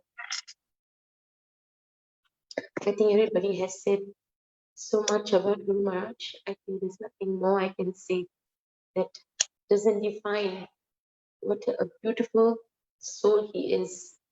At this point of time, I can really say that I'm deeply, deeply from the core of my heart, very grateful that I got picked up. I'm so sorry, but this is not easy. That I got picked up by Guru Maharaj in 2003. We came from a very difficult era as young children. Started in ISKCON in 1983. We faced a lot of emotional and spiritual calamities, but I didn't even think of like I would meet a spiritual master to get Diksha from. But the first day I saw him in Jagannath Mandir, by the divine mercy and blessing of a wonderful Vaishnava, our then temple president Uttama Chaitanya Das, who insisted I come. He said, Chitrangada, you must come. You must come and see this wonderful Maharaj. And The minute I saw him, I knew Srila Prabhupada had sent to me my spiritual master. And many a time, Jayapataka Guru Maharaj, with his loving shelter and care that he has given me over the years, he'd always asked me to take Diksha, but I knew that, I was waiting for someone, that Srila Prabhupada was sending me someone. It's been a beautiful journey with Guru Maharaj. I took my Diksha after 1 year of meeting him. Deep, soulful, and instructive communication for 1 year. And I got my initiation in Mayapur. And from then on, that was March 4th, 2004. Little did I know my life would change 360 degrees, because he came in October 6, 2004, and he said, give up everything. Like what Tyaga Chaitanya Prabhu said, give it up. You don't need this, just, become a devotee. And when he saw my anxiety as a girl, what will I do, to just leave my family, he just looked at me. This was at Mangalarti at 5 o'clock, 5:30, in the apartment where the temple had arranged for him to stay. And he bent on he was wearing his banyan and his dhoti, and he bent on his knees, like he had his elbow on his knees, and he said, Chitrangada, do you not think that I will take care of you? And he has, now and forever. I joined him in Ujjain after his very strict instruction that I have to come. And I was there, like, completely sold out to his movement, his preaching. And then and he was with me all the way during my cancer. And I'm just so grateful that I had those wonderful years with him. And I'm so glad I made that decision. And today I can only say that I'm deeply, deeply grateful to have the tools for my spiritual life and the guidelines on how to live further with his Vani. And I wish to end by reading what Guru Maharaj wrote for Srila Prabhupada, which I think is exactly what I'm feeling now. But when you left this planet, those instructions remain as my guiding beacon. Although my heart ached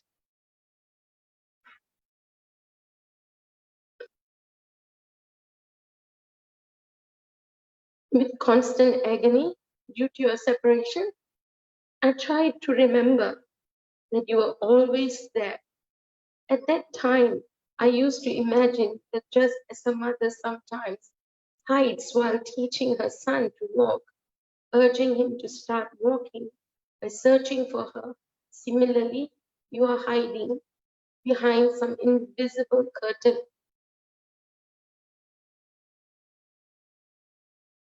so that I will search for you and thus develop my ardent desire to go where you are. And the 3 instructions he gave me on my initiation and constantly reminded me was, never leave ISKCON. I will not do Maharaj. Chant 25 rounds for your Ekadasi and always be in the association of devotees. I'd like to thank Shantipa Matri especially, giving me a lot of support in the family, and some of my very close devotee friends, Jayapataka Maharaj disciples, who have been just so kind and understanding and supportive.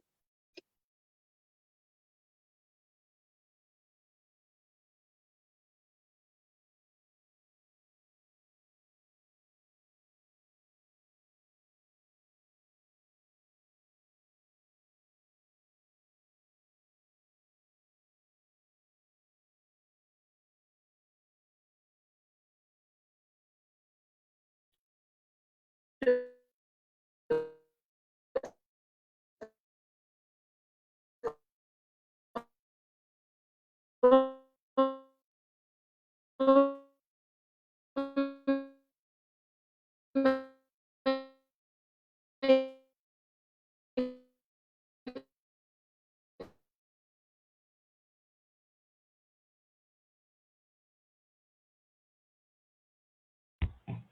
Krishna.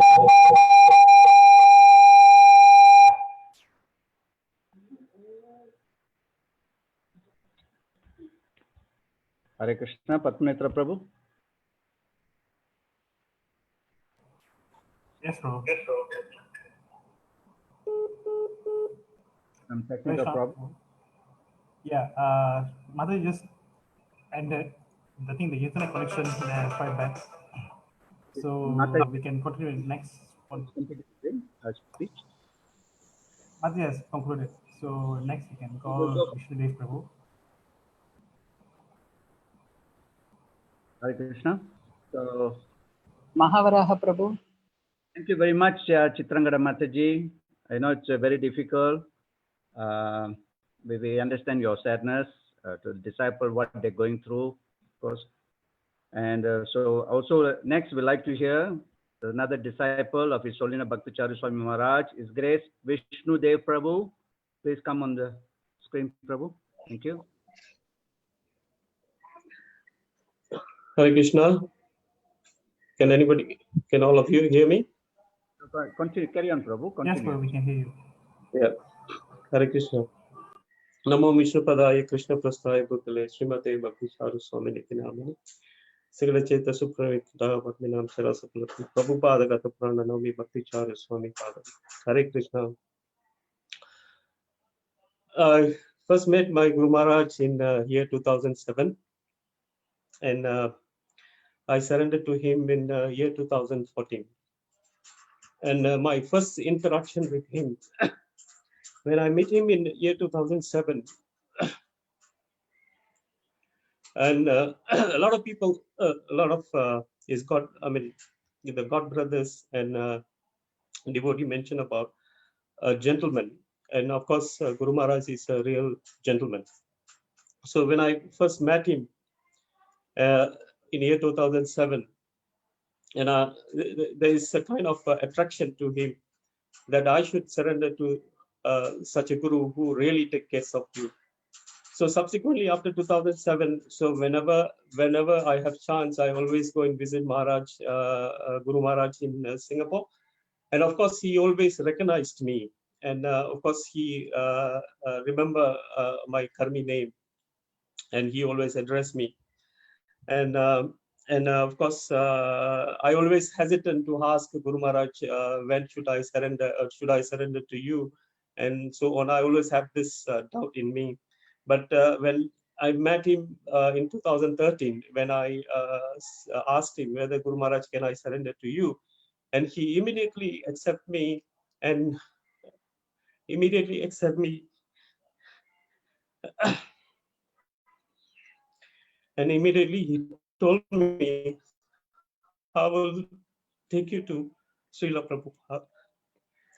Of course, it's a very difficult time for all of us, especially his disciple. And Guru Maharaj left his body in this current situation, where all of us cannot get together and console each other.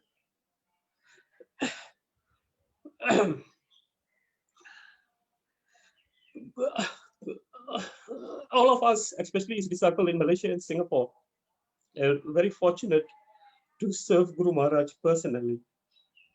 And of course, Guru Maharaj gave us a lot of instructions, and he set a lot of examples to us, and to be a nice devotees. And even Guru Maharaj go to the extent and teaching Matajis how to prepare nice prasadam, and he even instruct them in cooking. And even Guru Maharaj, like, even a simple thing, even he guide, he taught me how to make a buttermilk, So we really miss him dearly. I mean, until this moment, most of us cannot comprehend that he has left this world. And of course, Guru Maharaj is like, and he's very, any glorification about him, he always offer that glorification to Srila Prabhupada. And he always, sometimes I see him, he blush when you glorify him. And he don't feel very comfortable when you glorify him. And everything, all glorification that he takes, he always offer that glorification to Srila Prabhupada. Even when I met him this year, when we met him, when we have fortunate to have his association, I think in February, in January and February this year, we had a wonderful time with Guru Maharaj. And even he went, even he went to, to give guidance to his grind disciple. I mean, our children. So when this time around, I saw him actually even instructing our children to be a nice devotees. So Guru Maharaj actually has this quality that he can interact with any level, any people. And when I actually visited, when he was here in January or February, we happened to visit him in Batam. He wanted to see a food packaging factory for the service in US. He wanted to see how do they prepare the food packaging in one of the factories. We went there, and Guru Maharaj actually spoke to interact with the factory owners and the people who were working there. And of course, he was have a long conversation with him. He's not really talking about philosophies, but of course, he actually talking about how to be a vegetarian and what is the importance of vegetarianism and everything. And of course, he quickly attracted. So this kind of topic, actually, Guru Maharaj spoke to them, and they really get attracted to him. And they wanted to find out more about this Swamiji who actually came to the factory. And a lot of people actually pulled me aside and wanted to know more about this person, our Guru Maharaj, because he know the art of how to actually to attract all the people at any level. And Guru Maharaj have sweet voice, and he sang very nice kirtans. And this morning when we have when I heard from one of my god brothers, he was glorifying, and he was telling even a sugar listen to Guru Maharaj's voice, the sugar get jealous because of his sweet voice, because his voice is more sweeter than the sugar. And of course, there's a lot of things that I want to share, but this is really a difficult time for all of us. And I really apologize for my emotional feelings, because this is actually just my dear my dear affection to my Guru Maharaj. Thank you. Hare Krishna.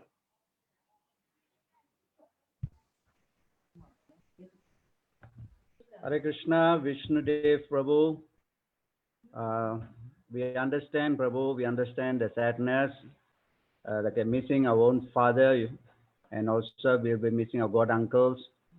So we all will pray for Guru Maharaj. Thank you very much, Vishnu Dev Prabhu. Next, we call another disciple, Her Grace Sarvajaya Mataji. Please kindly offer your homages to Guru Maharaj. Please come on the screen, Mataji. Click பண்ணி மேல speaker.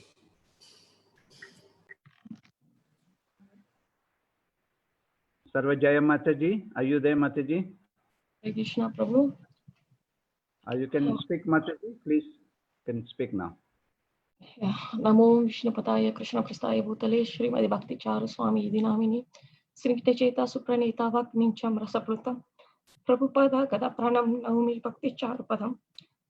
Namo Shripataya Krishna Prastaya Bhutale Srimati Bhakti Vedanta Swami Dinamine Namaste Saraswati Devi Gauravani Pracharane Nirvishesha Shunyavadi Pashta Vyasthatme Jai Shri Krishna Chaitanya Prabhu Nityananda Shri Advaita Gadadhara Shri Vasadi Gaura Bhaktavaranda Hare Krishna Krishna Krishna Hare Hare Hare Rama Rama Rama Hare Hare.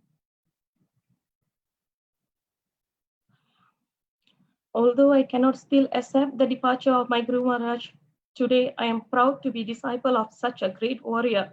My Guru Maharaj is Holiness Bhakti Charu Swami. Today the whole world has stopped their other activities and started chanting the holy name of the Lord without a pause. That's what my Guru Maharaj has done. He has made us fix our mind upon Krishna. Guru Maharaj is naturally very, very attached to Srila Prabhupada, and his love for Srila Prabhupada can be seen in every mission he executed.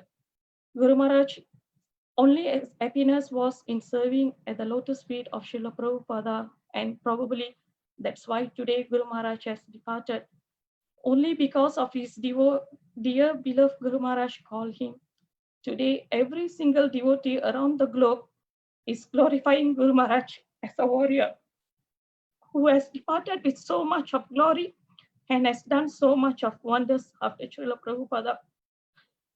Guru Maharaj was a living example on how a pure devotee should be.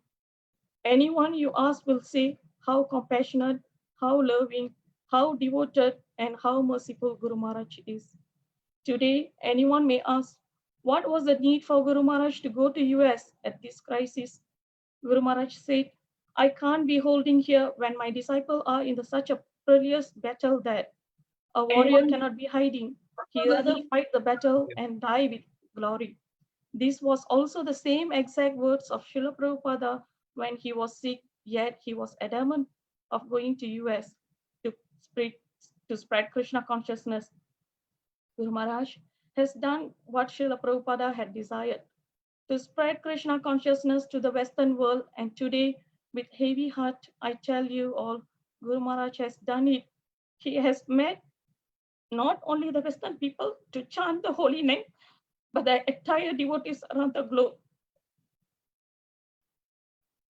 Guru Maharaj was an exact zero copy of Srila Prabhupada, a great cook, a great father, a great grandfather, a great advisor, a great teacher, and great leader. And the list can go on because that's how great of devotee of my Guru Maharaj is. Guru Maharaj had shown us how united we all should be and how united we should be in ISKCON hereafter, just like were in the past 18 days. Probably he left us in this difficulty decision only because he knew that we can overcome this and continue to work towards the mission of Srila Prabhupada that Guru Maharaj has left for us. Even when Guru Maharaj was giving class, he had said that even if I become unwell, do not induce any medical instrument to me. Only due to the instruction of GBC, he had agreed to be on ventilator. This shows how Guru Maharaj, even on his deathbed, Guru Maharaj was under the instruction of GBC and how he had followed the instruction of GBC as always and instructed by Srila Prabhupada. Guru Maharaj always said that Prabhupada told him not to become a big leader, but to stay in the care of GBC and to always follow GBC's order and not anything beyond that. Guru Maharaj had always said that we should always be under the roof of ISKCON, no matter what had, to always stay united. And today, Guru Maharaj, I promise to always stay in ISKCON and united till the very end of my life, just like how you did. After Srila Prabhupada, Guru Maharaj had made the world stop and think how materialistic we have become and had put us to chant Krishna's name and nothing else. The first time I met Guru Maharaj, he had told me how beautiful Srila Prabhupada has made ISKCON. Here, no one is an orphan because here everyone has father an uncle, a brother and sister, and told me that anything, please rely with Shiveshwara Prabhu on behalf of me.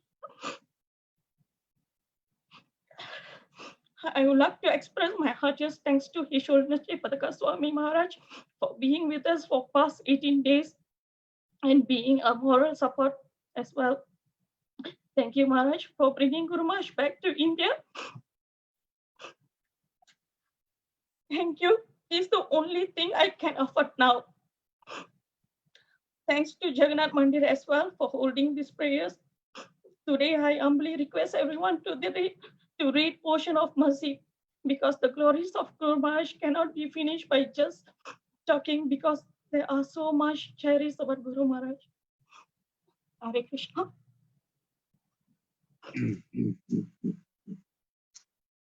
Hare Krishna, Sarvajay Mataji. Hare Krishna, Sarvajay Mataji. Thank you for your homages to Guru Maharaj. Next, I'd like to call His Grace Mahavaraha Prabhu from Sridham Mayapur. Mahavaraha Prabhu was there in Mayapur for many, many years, serving His Holiness Jayapataka Swami Maharaj. And he has a lot of association with His Holiness Bhakti Charu Swami Maharaja during his stay in Mayapur. So I'd like to call Mahavara Prabhu to speak the glorifications of His Holiness Bhakti Charu. Hare Krishna, can you all hear me? Yes, loud and clear. Namo Om Vishnu Paraya Krishna Prasthaya Bhutale Srimate Bhakti Charu Swami iti namine. Namo Om Vishnu Paraya Krishna Prasthaya Bhutale Srimati Jayapataka Swami iti namine. Namo Om Vishnu Paraya Krishna Prasthaya Bhutale Srimati Bhakti Vedanta Swami iti namine.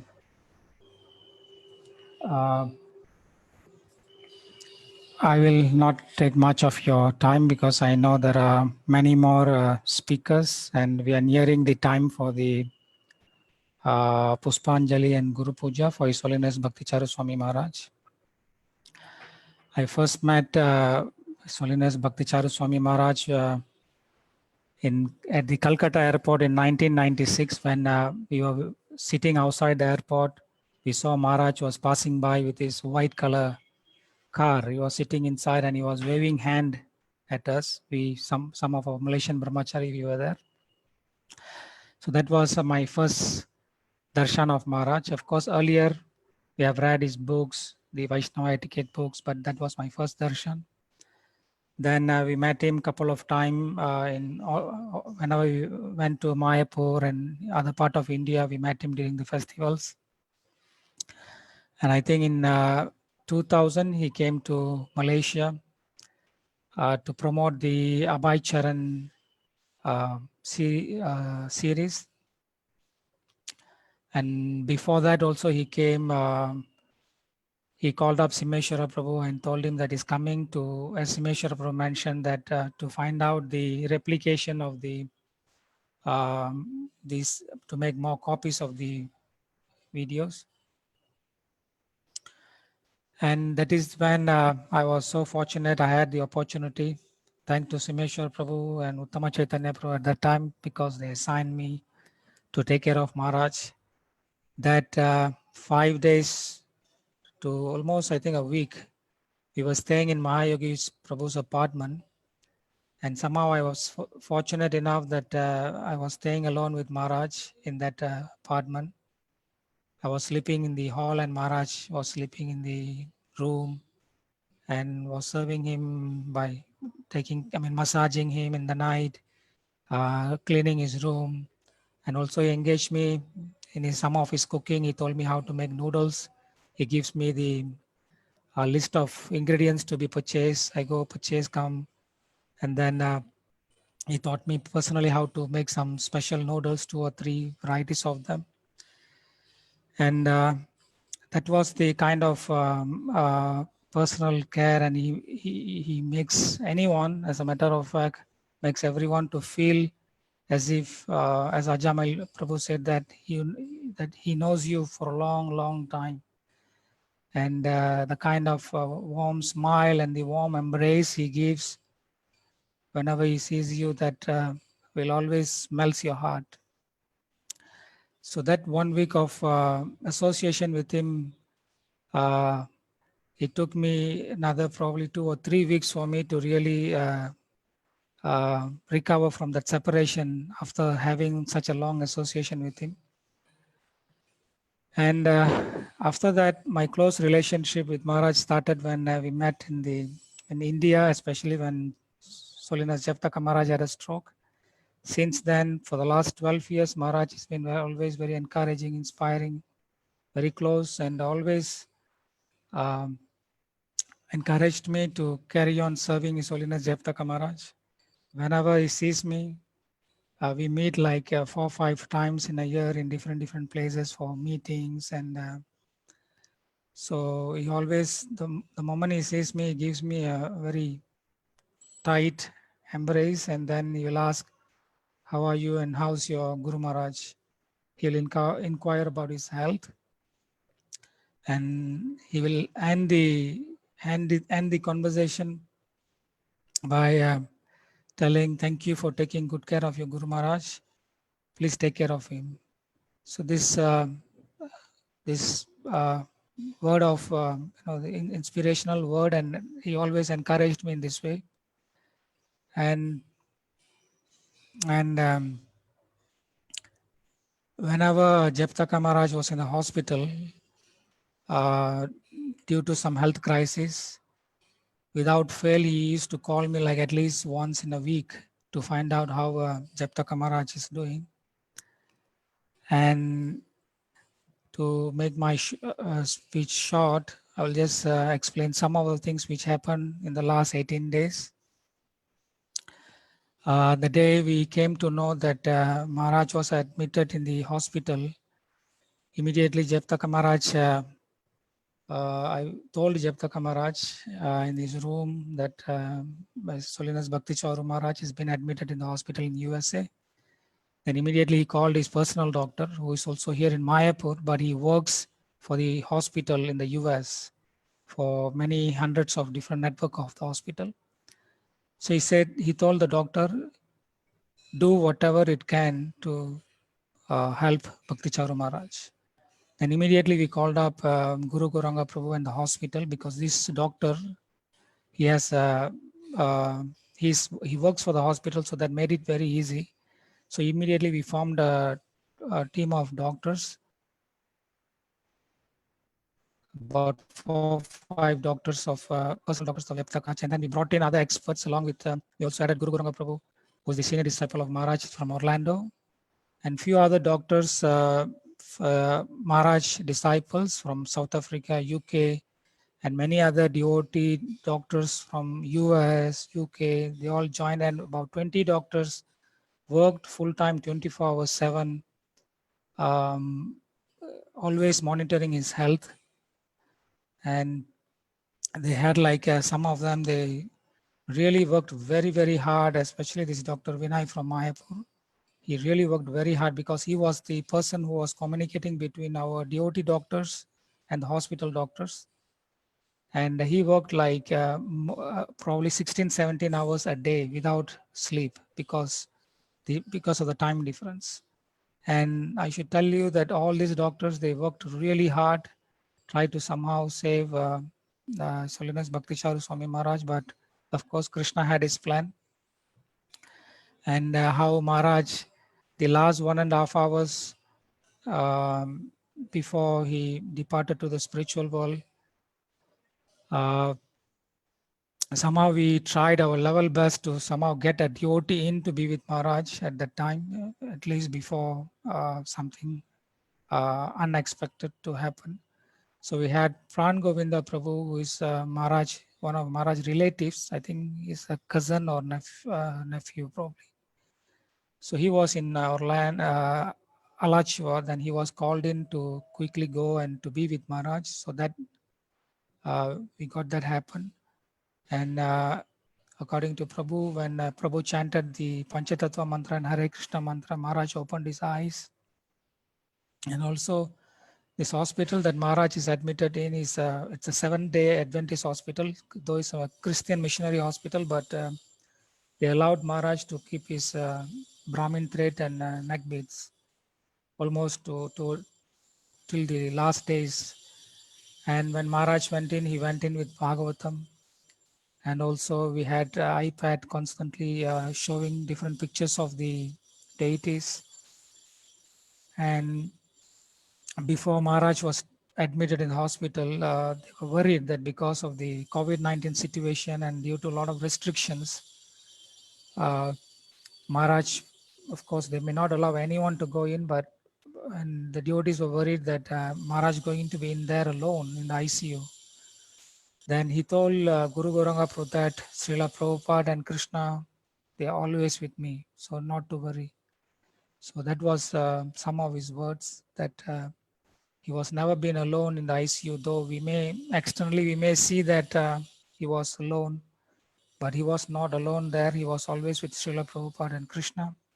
And that's how he chose to leave his world on the very auspicious day of Guru Purnima and the disappearance day of Sanatana Goswami, and on the first day of Chaturmasya. So this shows how special soul and dear servant of Srila Prabhupada he is. And I'm extremely fortunate and grateful to Maharaj that how he engaged me, especially the last 18 days. We were constantly meditating on him. Almost 24 hours, 7, we had meetings about Maharaj's health with all the other doctors. Constantly, he kept all this doctors' team meditating on him so much for his well-being. So extremely grateful, Maharaj, for engaging me in for meditating on your Vapu in the last 18 days. Thank you very much. And please forgive me if I had mentally or physically or verbally had offended you in any way, directly or indirectly. Hare Krishna.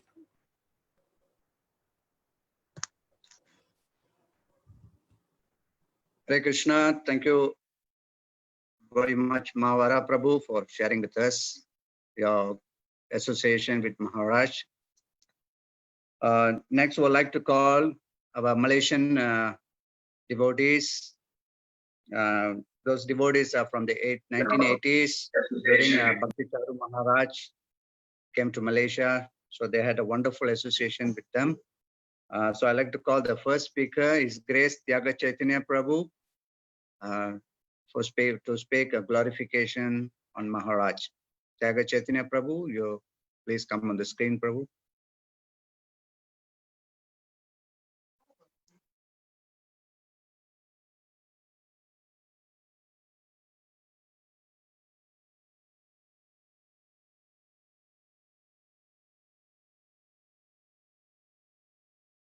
Krishna Prastaya Bhutale, Srimati Bhakti Charu Swami Dinamine, Mo Vishnu Padaya Krishna Prastaya Bhutale, Srimati Jayapataka Swami Dinamine, Ama Om Vishnu Padaya Krishna Prastaya Bhutale, Srimati Bhakti Vedanta Swami Dinamine. So it is wonderful today to have this beautiful opportunity. I'd like to offer my obeisances to Maharaj, His Holiness Bhakti Charu Swami, who has been so wonderful to give us this worldly association for the last 38 years. For his wonderful love and friendship. Vancha kalpatarubhyascha, kripa sindhubhya eva cha, patitanam pavinebhyo, vaishnavebhyo, namo namaha. Dearest Maharaj, I decided to write so that I can keep together with the rest of the devotees on time. Although I went to varied places, my first visit to an ISKCON temple in 1976, while studying in the UK and reading Srila Prabhupada's books, as well as seeing the devotees doing Harinam in the streets of London. Yet the contribution to our life, my wife and myself, in our infant spiritual stage was in Malaysia with your wonderful association. The amount of personal time, love, care, and association to me and Tattavit Prabhu was beyond measure. Even though ISKCON Malaysia went through a crisis in 1980 to 83, Your Holiness' words still ring a very strong bell. You said, Maharaj, whatever happens, Srila Prabhupada will never let you down. You also said, Srila Prabhupada will always be there for you. And in the later years, Your Holiness would also say, never leave ISKCON. In the early 80s, at the time, Your Holiness was traveling only as a sannyas with no GBC responsibilities or even as an initiating spiritual master. You gave us so much time. So whenever you were in Malaysia, that valuable association and at the same time patiently and enthusiastically answering all our questions, clearing our doubts, and most importantly, grounding our foundation has made a great impact upon our lives. This, Your Holiness, did to whomever you met, but you gave special attention to 5 families in all those visits. You gave attention to Ravi Lochana and Leela Madhavi, Tattavit Prabhu, Shanti Rupa Mataji, Radha Raj Prabhu and Sudevi Mataji, Doyal Guranga Prabhu and Rukumani Priya Mataji, and to myself and my wife. Words cannot describe those precious times. Apart from that, we all accompanied Maharaj to all the programs almost every day. Not alone, but Maharaj, you extended this loving nature to my mother and Tattavit's mother. So much so that you went out of the way to send us a copy of the Tamil Bhagavad Gita, which first came out to both our mothers. That is how personal you were, Maharaj. I would say, Maharaj, you were super personal when I had gone to Mayapur to take up service from 92 to 2002. How personal you were. You took care of the accommodation. You made sure the festival committee did not move me away from the conch building. So many times you invited me for prasad along with your god brothers. You never forgot to pack something for my wife. You got me involved in the Abhay Charan series, and you never, ever failed to give me a tight embrace each time and each year we met. Like this, Your Holiness was super personal to the very end. Maharaj, you were the pinnacle and pivot in constantly reminding us to put Srila Prabhupada in the center of ISKCON and do everything as Srila Prabhupada taught us in serving Mahaprabhu's mission. I have known you, Maharaj, as one of the sweetest devotees in the International Society for Krishna Consciousness. And this is how I want to cherish you in this life.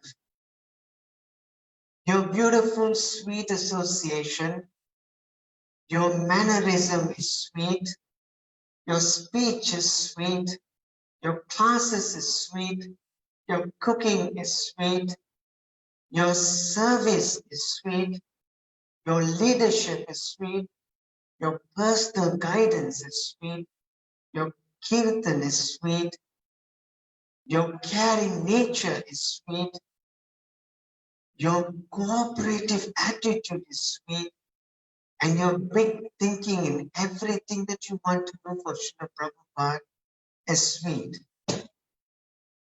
Every time when I think about you, I remember about the perfect Vaishnavas who used to have these wonderful dealings in Chaitanya Charitamrita. And you come out from there as a perfect example how to deal with in the association of devotees. Therefore, in whatever Maharaj did, you put in your full heart, you gave your full commitment, and you embedded it with your sweet nature. Your style and approach was also very unique in many ways. You always love to glorify devotees and encourage them. And I have something very special to tell you this morning. In spite of your heavy responsibilities as Guru and GBC, in spite of your high position in the topmost body of the GBC, Maharaj, you remained humble, warm, and approachable always.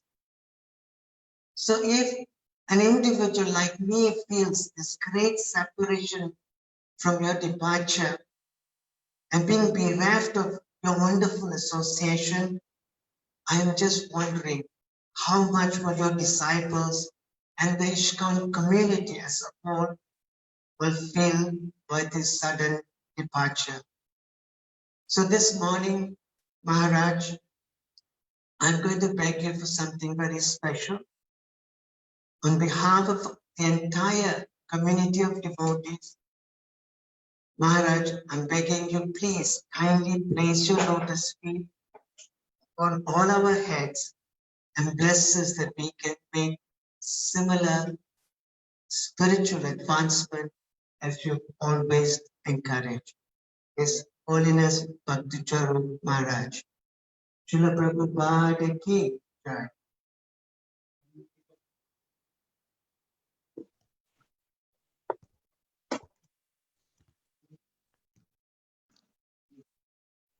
Hare Krishna. Thank you very much, Jagat Chaitanya Prabhu. Next person, I would like to call His Grace Tattvavid Prabhu. Please come on the screen, Prabhu. Hare Krishna. You may speak now, Prabhu. Tattvavid Prabhu.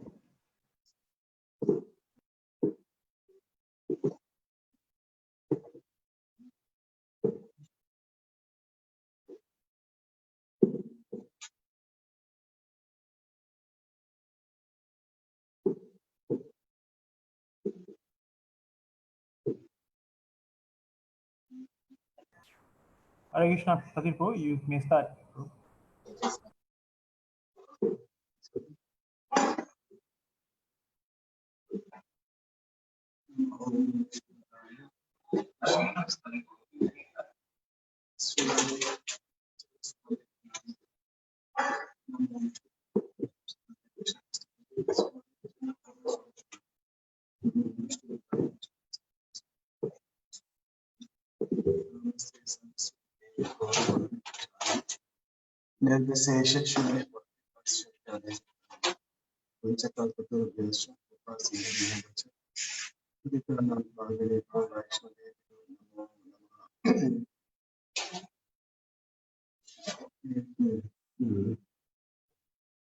I remember, if I'm not mistaken, His Holiness Bhakti Charu Swami Maharaja came to Malaysia somewhere in July or August 1981.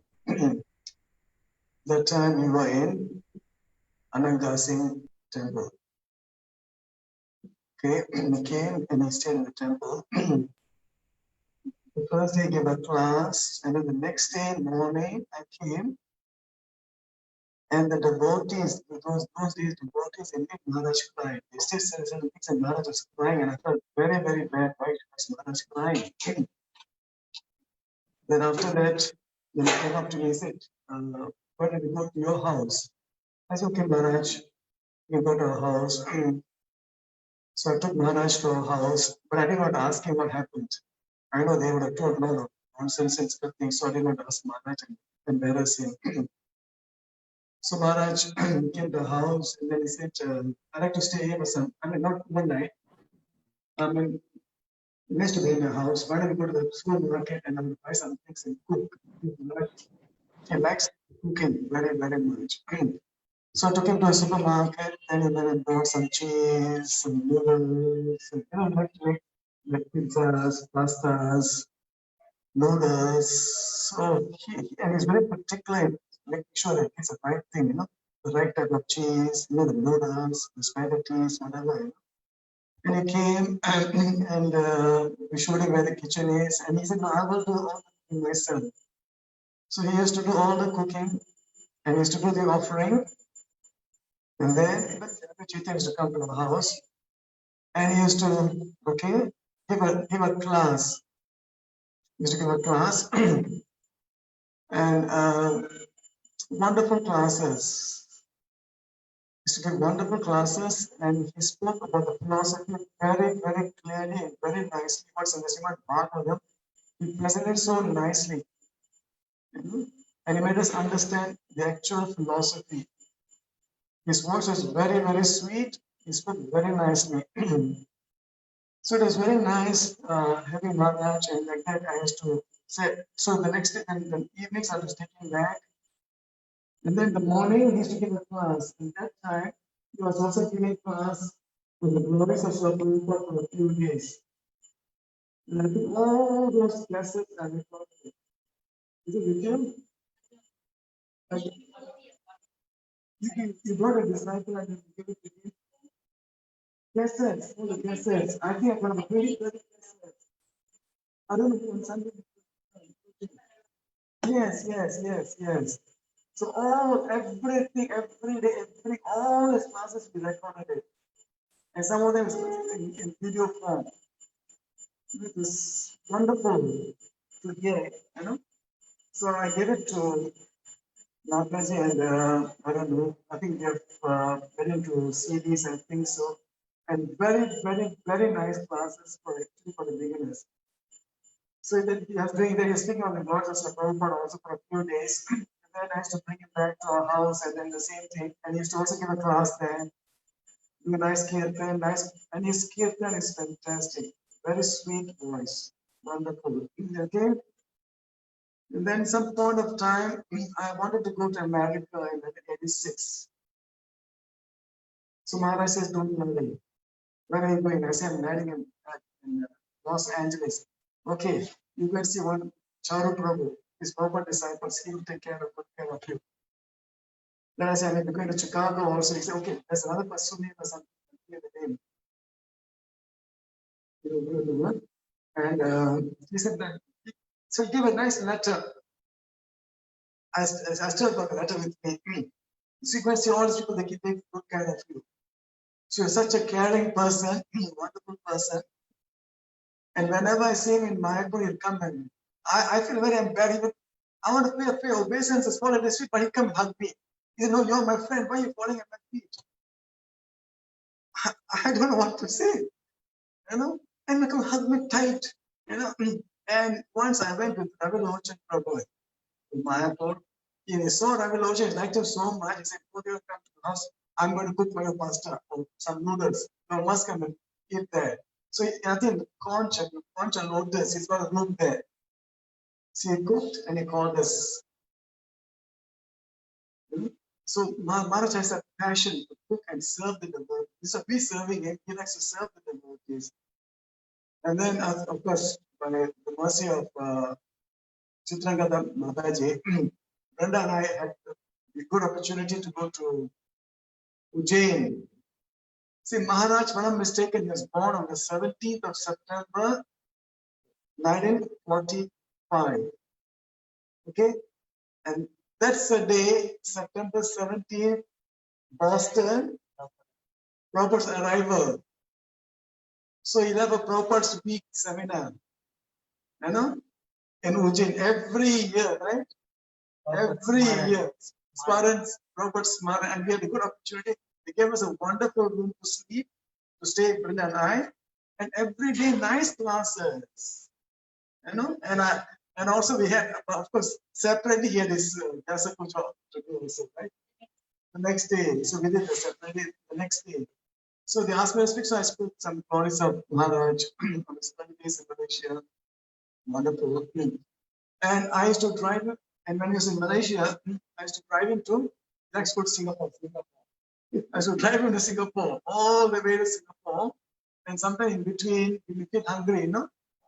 So he'll tell me what to buy, some fruits and some nuts and this and that.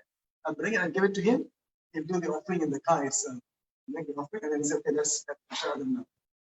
So I used to drive to Singapore, all the way to Singapore, drive him, bring him back, like that. And sometimes after that, at that time, like he was only a sannyasi, no responsibility, not many, no disciples, nothing, no responsibility. He was very free. And so I took him back. Later on, whenever he's coming, when I hear the message that he's coming to Singapore to be with the disciple, then he had disciple and devotees, you know. I used to go all the way from here and to be with him there. He's so happy to see me there. He sent somebody to pick me up and look after me there nicely. Give me a place to stay and all that. It was wonderful, really wonderful. You know, that kind of nature that was Maharaj. So I don't know, I can go on, but wonderful person. It's a big loss for all of us. And I never expected that Maharaj would go so soon. And even this time, when I was in Mayapur, I was coming from the Vyas Ashram, walking back to Panchatattva Hall. Maharaj car, I could see Bhakti Charu, Bhakti Charu Swami, you know. And he was with his god brothers and they were talking. And I saw him, I just with my obeisance, I said, okay, I'm nobody. He's talking to his god brothers. I think it's going to be. This look nice for me to, and he comes and says, no, why should I do that? So at a distance, I did obeisance and I just quickly walked on that way. I don't know whether Maharaj saw me or not. No, he saw his own god brothers. So nice. And even when I went to New York, you know, I said, I showed them the letter which in New York temple. This a little bit. He was here yesterday. You just missed him. Why didn't you come one day earlier? He was in New York. He has gone somewhere. I don't know, some other place. Something like that. So it's a big loss for me. And I think, no, because we never had any book in Tamil. In Atma Tamil. Okay, he released his book in Tamil. Maharaj got the book. He brought it all the way from Ujjain. 2 copies to Dr. Raj and Dr. Shanti with best wishes, Bhakti Charu Swami, 31/10/84. 2 copies. Yeah, for us to read. So I think Mataji has got more to Papa. So Hare Krishna. It's a big loss for me, Maharaj. And Maharaj. Thank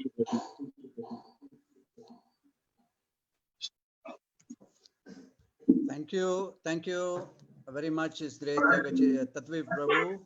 Next person I would like to call upon Grace Mataji. Will speak on clarification. Thank you very much. Next person I would like to call upon Grace Mataji. Thank you very much.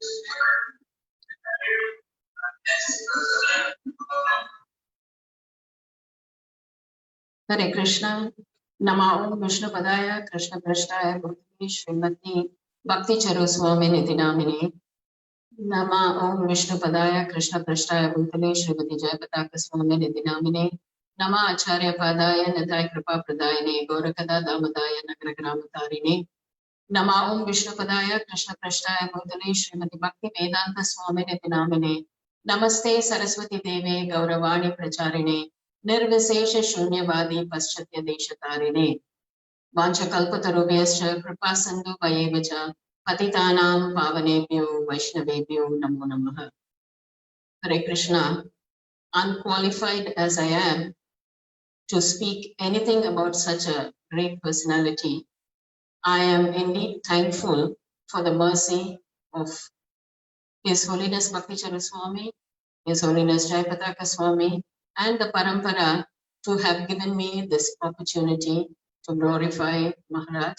And I hope I don't break down during this event because I want to do justice for the association he has rendered to us. So Maharaj is a governing body commissioner, a translator. He is also a visionary, a leader, and a good cook, a wonderful personality. He's just everything. He's just everything in ISKCON. And there's not a service that he has not done in ISKCON for the pleasure of Srila Prabhupada. He has been involved in everything.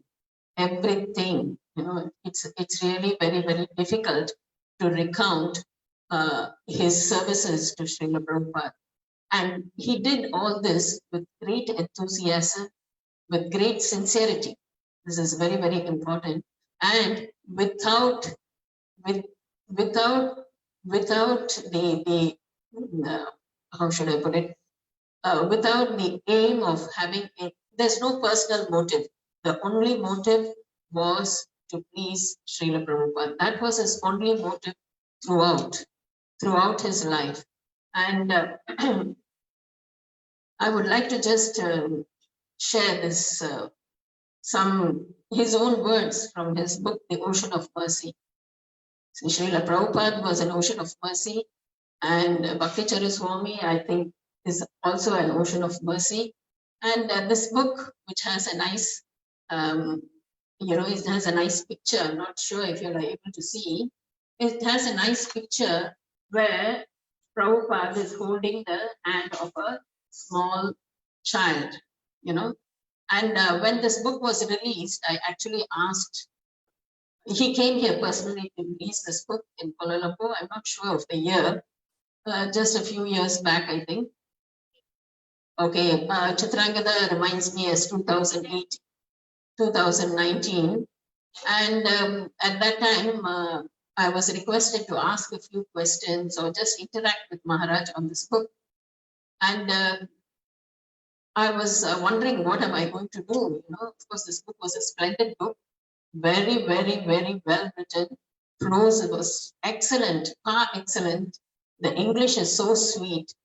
I mean, everything about the book was so wonderful. And most of all, it gave such an insight into His Holiness Bhakti Charu Maharaj's life, and also an insight into Srila Prabhupada's life, and the amount of respect and love and affection that Guru Maharaj had for His Holiness Bhakti Charu Swami. So talking about actually this book has a foreword by Radhanath Maharaj. All books have a foreword, but this book has an afterword. After W-O-R-D, not afterwards. It has an afterword, and that afterword is written by His Holiness Bhakti Charu Swami itself. And in that, and this is just 2 pages, I think. It's just 2 pages from 239 to 4041. That is all. He has just summarized so lucidly, so vividly his whole life history and his connection with Srila Prabhupada. I just like to add 2, because this is the apt thing to do, is to use his own words to describe them. The intensity of the feeling of His Holiness Bhakti Charu Swami. He said, when I had decided to join ISKCON in Mayapur in July of 1976 as a full-time devotee and shaved my hair, a thought had run through my mind that my hair would grow back in 2 months, and that if I did not like being a devotee, I would return to my old life. Those 2 months have turned to 40 years, and they have flown by, and Srila Prabhupada's causeless mercy, and with the Srila Prabhupada's causeless mercy, my life has found its perfection. So beautifully summarized. And also to actually speak as I told you, so unqualified to speak about the relationship of Guru and the disciple. This is a lovely thing which he writes, as soon as Srila Prabhupada passed away and after the Samadhi, he just summarizes how he felt. The afternoon after placing Srila Prabhupada's body into Samadhi, I went to his room, lost in the emptiness of his departure. I couldn't believe he wasn't there, although he had always taught us that we would all have to leave the material world one day and show us by his personal example how we should prepare. His absence was difficult to accept. The next part is really very, very moving. I knelt by Prabhupada's bed and laid my head on his fine woolen chadar, folded on his pillow. It still bore his fragrance. Unable to control myself any longer, I broke down and cried, as if my heart wanted to escape from its cage, but could only melt in a torrent of tears.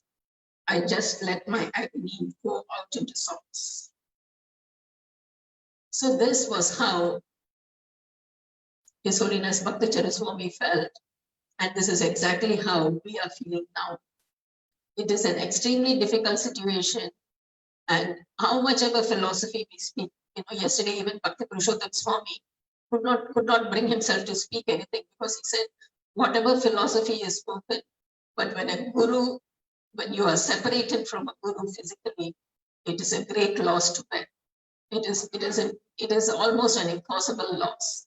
And we feel that now, because he has been a Siksha Guru all through our life, right from the beginning, even before we met our Diksha Guru, he has played a great role in our lives, in our family, nurturing us from the beginning. We just entered, the movement itself was started in Malaysia in 1979, and we got his association in 1981. Though His Holiness Jayapataka Maharaj was the first sannyasi we met at the Jalan Gasing temple, subsequently it was His Holiness Bhakti Charu Swami who came and who really kind of gave us a lot of attention. Like my husband was saying, he gave us classes every day, and it would be only about Srila Prabhupada. Even when you read this book, you know that many people were impressed by his narrations of Srila Prabhupada, his association with Srila Prabhupada.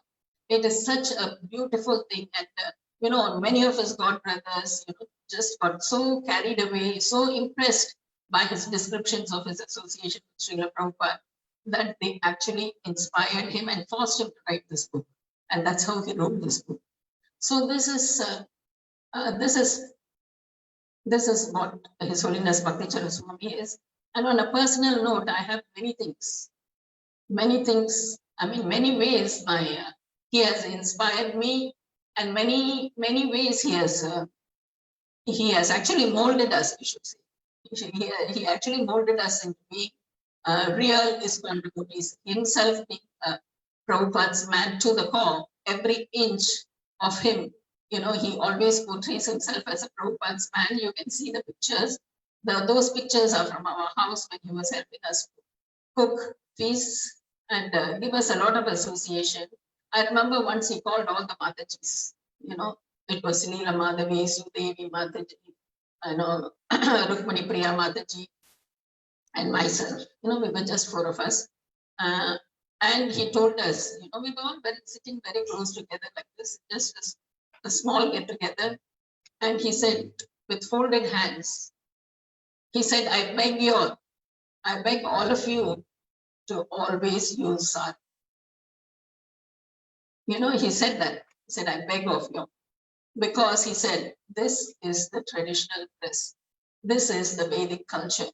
Please do not in any way compromise your dress. Dress is an important part of culture, and we have to follow this. And that instruction, I was just newly married. I came into this country. It just kept me going in spite of a lot of peer pressure. You see, I'm a doctor, I work outside, in many centers. But this thing, in spite of many people telling me to change my attire, which is more suitable for my profession, I never changed it, because we had promised Maharaj to always follow what he gave us, that instruction at the time. So that was a personal thing which Maharaj did. And always, whenever we cook also, Maharaj taught us a lot of tips. He was always there beside us when we cook. And you see, like Prabhu said, when he came, he brought all the things. And he said, because we were all not initiated at the time. So he will make the feast himself. He'll offer himself. And I always remember, he will always go, he will cut his nails first. He'll go and cut his nails, have a bath, then he'll come down to cook. He'll come down. I mean, this shows that, the Vaishnava etiquette, he is an embodiment of Vaishnava etiquette, and every small thing, he showed us by example. And he will do that, then he will cook, and he will offer. And I remember, because in those days, I never used to ring the bell to take out the offering. And I never took so long to take out the offering. I just go in and then pay obeisances, I take out the offering and come. But Maharaj used to sit there for a long time, ringing the bell. So then I asked him, Maharaj, what do we do inside ringing the bell after the offering? Krishna has already eaten. So he said, no, you must tell all the Guru mantras and everything, Sri Krishna Chaitanya and Hare Krishna 3 times, then only you should come take out the offering. So I followed, because initially I was not taught to offer. Then after Maharaj said, that's what we do. So like this, Guru Maharaj, I mean, he guided us at every step, just like I was telling you about this picture, in which actually Prabhupada is leading him, holding him by the hand and leading him. He literally led us by the hand in ISKCON.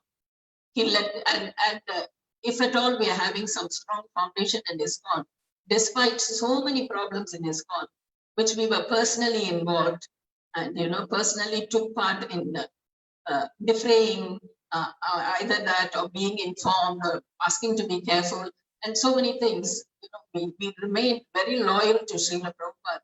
It's because of Maharaj's instructions. At every juncture, Maharaj always kept instructing, remain in ISKCON. Chitragata said, this is an instruction not only to his disciples, even to his God brothers, disciples, he just gave this instruction. Remain in ISKCON, never leave ISKCON, always associate, always cooperate, always associate with devotees. And he kept saying this, and in those lectures, you can see he always spoke about Prabhupada. 30, 40 cassettes staying in our house, morning and evening he'll be talking. It was all about Srila Prabhupada, So that was his connection to Srila Prabhupada. And I think this connection to Srila Prabhupada was recognized very early by Srila Prabhupada himself, the first time. And so many resemblances between the two of them, Prabhupada and His Holiness Bhakti Charu Swami, I should say, like guru, like disciple kind of thing. Because when Srila Prabhupada met his guru for the first time, he was asked to preach in English to the Western world.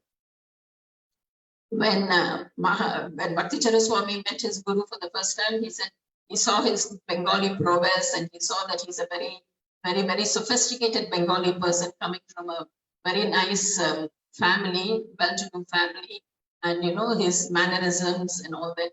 He immediately recognized him as a very potent candidate to lead ISKCON in many fields, and he at once asked him to translate books into Bengali.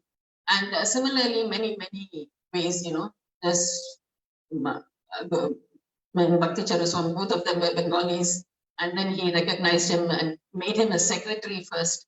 And he was such a perfect, sweet secretary. He used to go and pay obeisances every time to Prabhupada. This is a famous pastime he always quotes and he always speaks about.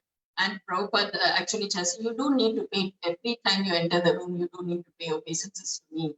You can pay once in the morning and maybe evening, so that was the instructions Prabhupada gave him.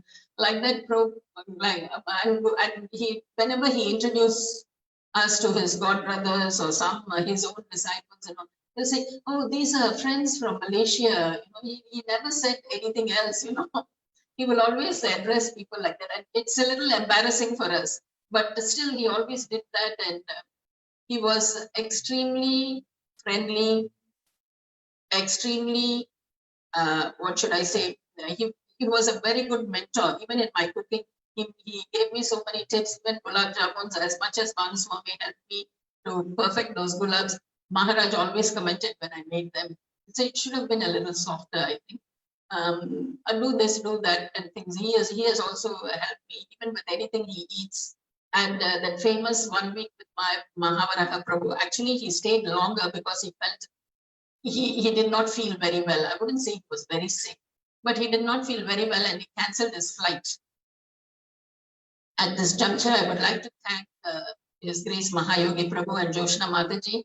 With very short notice, they actually gave their home, and both of them with the children shifted to their in-laws, Prabhu, Kripa Sagara Prabhu's house, and the whole house was given to Maharaj and Mahavaraha Prabhu. So every time as a doctor, he always wanted to consult me, So I used to come every morning and every night after my clinic to meet, because Mahavaraha Prabhu will always say, you come now, you come now, you come now. He will always keep calling me. So I used to come twice a day. And mornings, I always bring breakfast for Maharaj. And I remember once I brought the podi. Today also I brought the podi to offer. So that molaha podi which we make for the idli. Then I told him, this may be a bit spicy, Maharaj. I don't want to give this to you anyway. Maybe Mahavaraha Prabhu can eat this. And he said, no, I love this chili powder with idli. Come, serve me. And he never blinked an eye. It was actually a little spicy. But he never blinked an eye and he ate nicely two idlis with this pudi and he enjoyed it. He could have done that to just please me, I think. But Maharaj is such a great personality.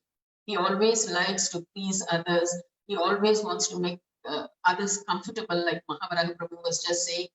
Just the moment you see him and talk a few words to him, you feel a connection. This is very, very difficult to create. Not everybody have this prowess, this kind of character where you can just see and feel friendly.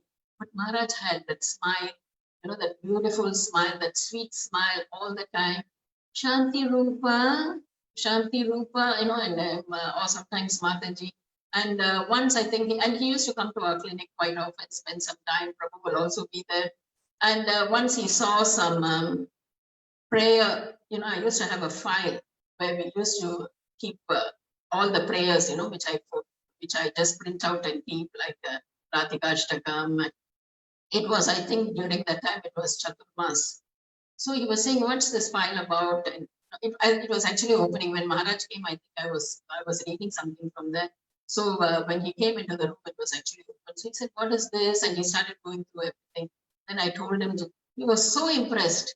He does so, and then he at once started singing those songs for us. And then when he came that evening to the temple also, he said, oh, this is such a beautiful thing. Actually, Shantirupa Mataji reminded me of this. So today I'm going to sing this. And he sang those songs and those prayers.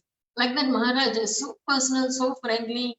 And even in Mayapur, when we are walking around, like Prabhu said, we may want to avoid him just because we don't want to embarrass ourselves.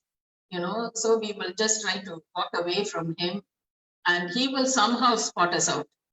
Hari Bol, when did you come? So where are you staying? Why don't you come over?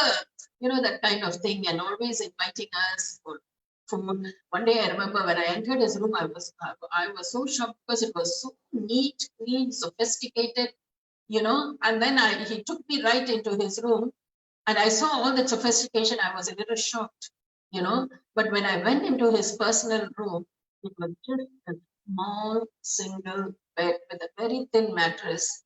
That's where he sleeps, with all the sophistication surrounding him, yet he opted to remain very, very simple. So I think I can go on. It's getting very late.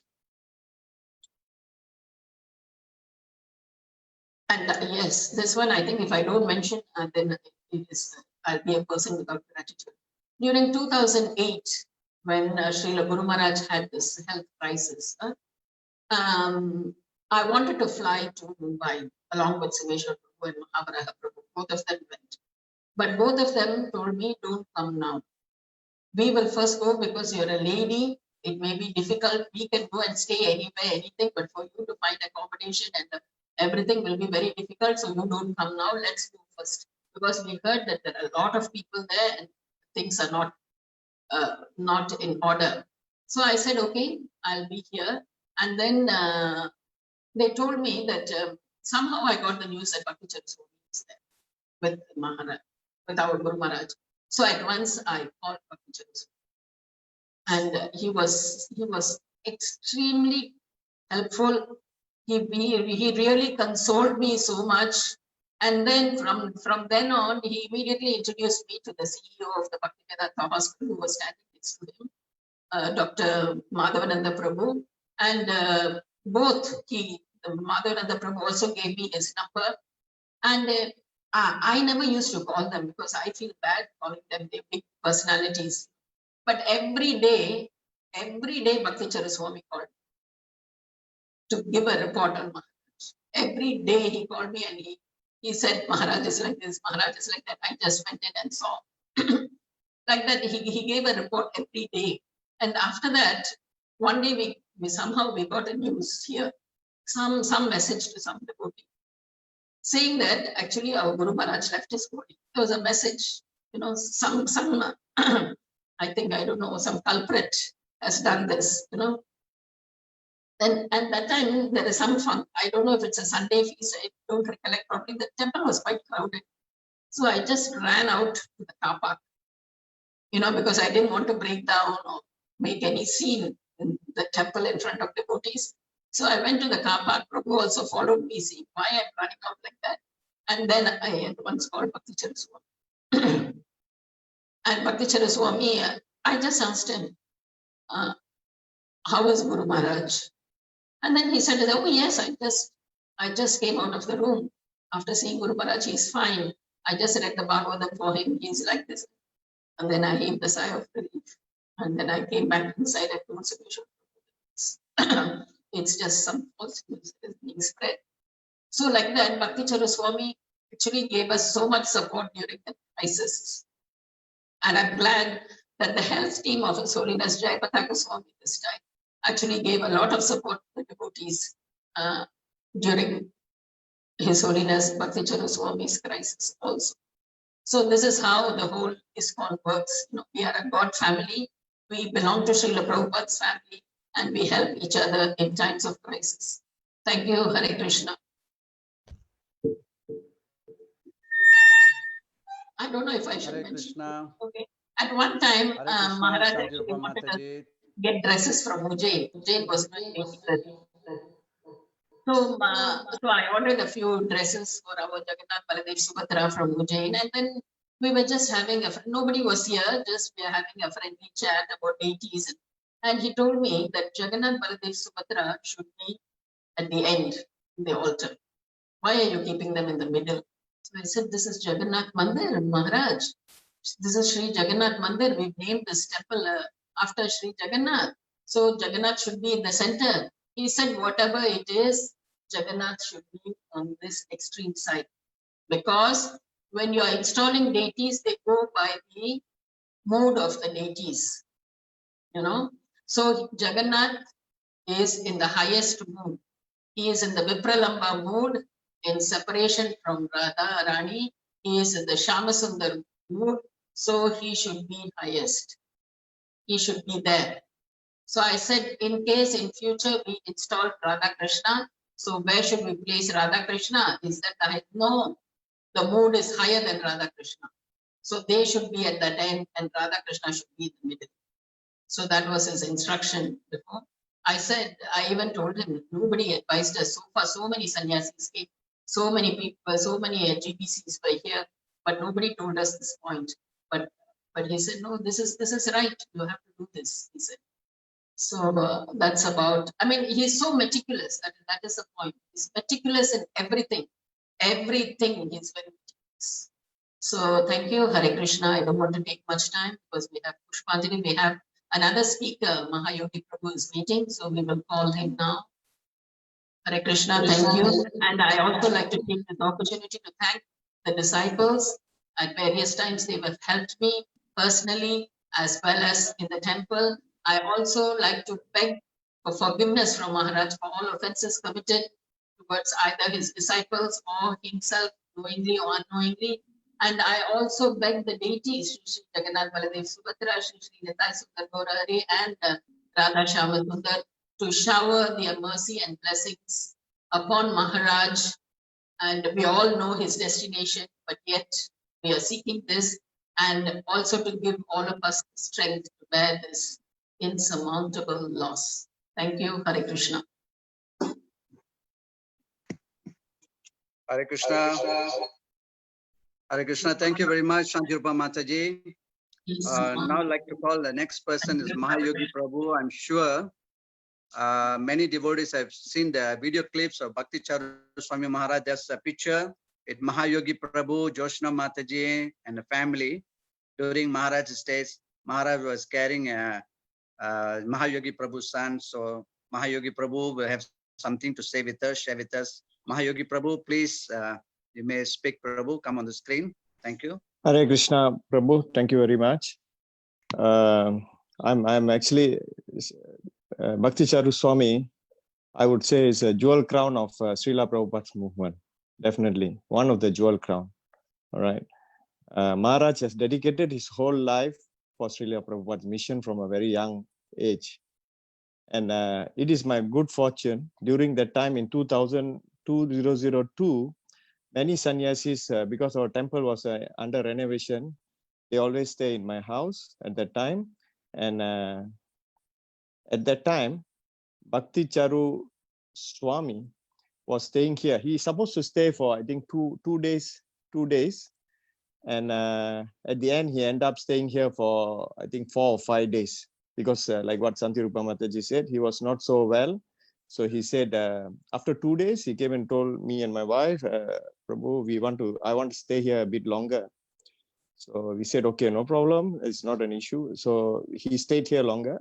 And during that time, I'd like to share a few things with you all. I asked Maharaj, how are you comfortable here in the house? Everything is okay and all this thing. And what Maharaj told me, Maharaj said, this house reminds me of Vrindavan. Every day I'm in Vrindavan. So I was just puzzled what Maharaj is talking. He says it's Vrindavan. So he said, because there's a lot of trees in my balcony. Maharaj was staying in the master bedroom, a lot of trees out of the balcony. And there was also this quail, 2 quails at that time. Now they are no more here. But that time, every morning, they will make this sound, continuous sound. So Maharaj told me, Prabhu, it reminds me of Vrindavan. And I knew from that point that Maharaj is always engrossed in a devotional service. He's always in Krishna conscious. See, a lot of us, we say Maharaj is very humble. He's very controlled and all these things. But because his absorption in Krishna consciousness is so strong, but sometimes we might not see it, but he's so absorbed in Krishna consciousness that it emanates from his when he meets people, that warmness, that attractiveness comes from what he has internally. He's always absorbed in Srila Prabhupada and Krishna. So this is my realization from the few days I spoke to him. I was quite astonished for him to say that, because we are staying here and we don't feel anything at all. And he was saying that. The second thing is Maharaj, as many of you all have shared, he cooked mihun. Mahavara Prabhu was here, and I think Mahavara Prabhu went and bought the ingredients. And we were like, me and my wife, we were thinking mihun is not so offerable and all these things. But Maharaj said, no problem, we will offer it. And he said, I will personally cook it. And the secret ingredient Maharaj wanted was Maggi sauce, ketchup. So we asked Maharaj, can we use this? He said, no problem, this is clean, you can use this. So this is one more thing. And the third thing is Gora always used to play with Maharaj. I mean, Maharaj used to carry him, and because he was a very young boy at that time. And Gora used to touch his sika and go all over him and all these things. And Maharaj always say, no problem. A child used to be like, he need to be like this. So no issue. Maharaj was very, very easygoing. So this is what I learned. So from Maharaj, and I would like to pay me and my whole family would like to pay our respectful obeisances on his lotus feet. And we hope that he will be back with Krishna. Definitely he'll be back with Krishna and continue his Leela with Srila Prabhupada. Thank you. Hare Krishna.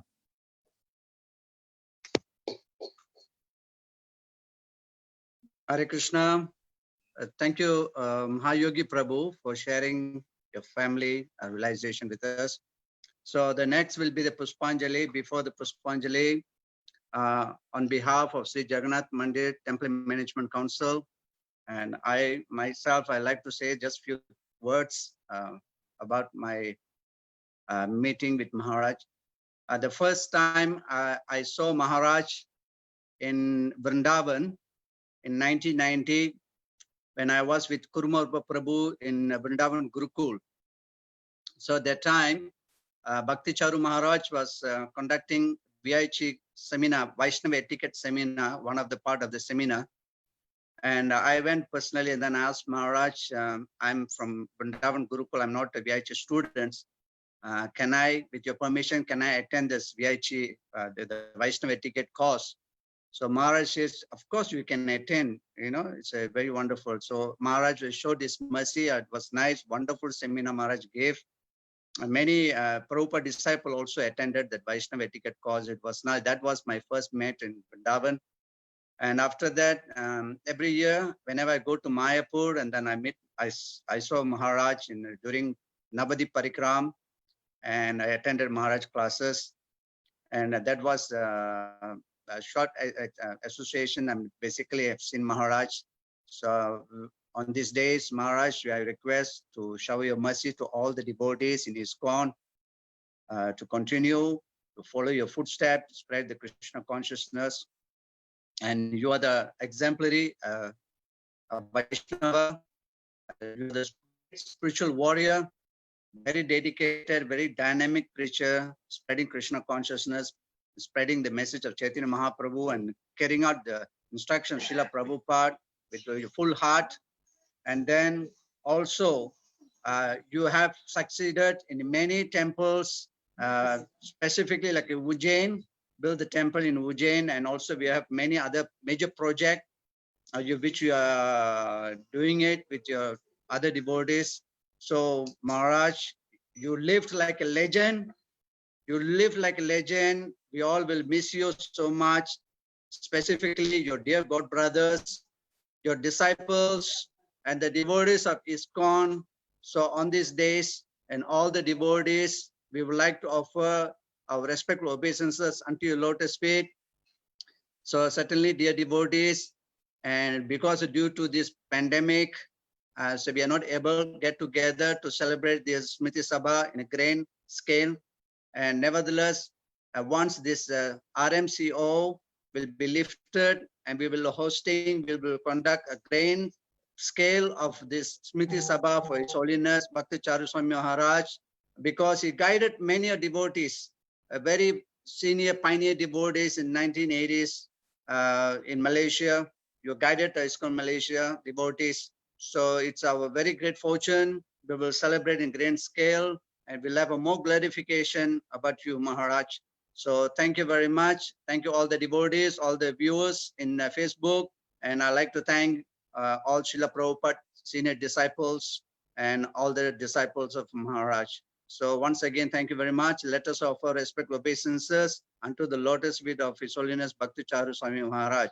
Vancha kalpa tarubhyascha kripa sindhubhebhya patitanam pavanebhyo vaishnavibhyo namo namaha. Thank you very much once again. On behalf of the TMC of Jagannath Mandir, I thank His Grace Padmanitra Prabhu for organizing this Zoom media works. So next we'll go to Puspanjali, will be live broadcast. After Puspanjali, and we'll have Guru Puja. Hare Krishna. Thank you very much. Can we take part in the Puspanjali? Bhakti Charu Swami Maharaj ki jai. Kripa Sindhu Prabhu, can we take part in the Puspanjali? Thank you very much. Bhakti Charu Swami Maharaj ki jai. Kripa Sindhu Prabhu, can we take part in the Puspanjali? Yes, Prabhu. Yes, Prabhu.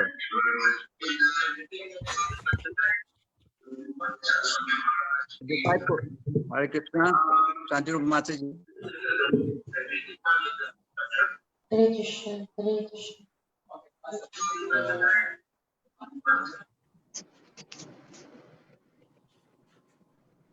Just 1 second, Prabhu.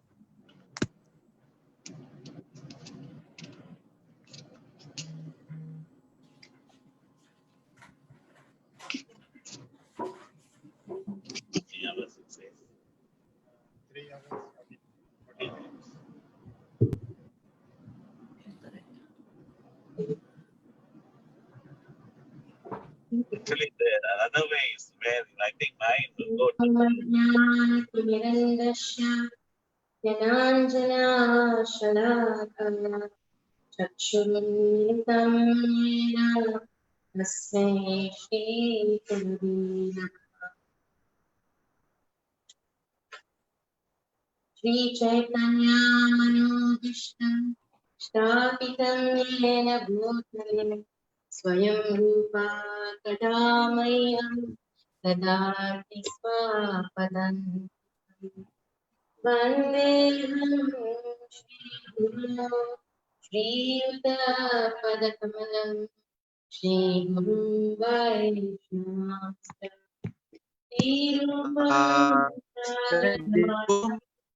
सहगना रघुनाथं वितं त्वं सजीवं साद्वैतं सावधूतं परिजनसहितं कृष्णा चैतन्य श्री राधा कृष्णा सहगना ललिता श्रीविशाखान्विता नमो विष्णुपदाय कृष्णाय भूतले श्रीमती भक्तिवेदान्त स्वामिनिति नामिने।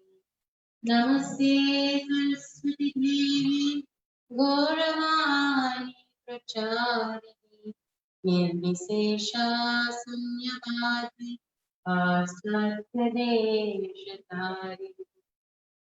नमो विष्णुपदाय कृष्णाय भूतले श्रीमते भक्तिसिद्धान्त सरस्वती नामिने।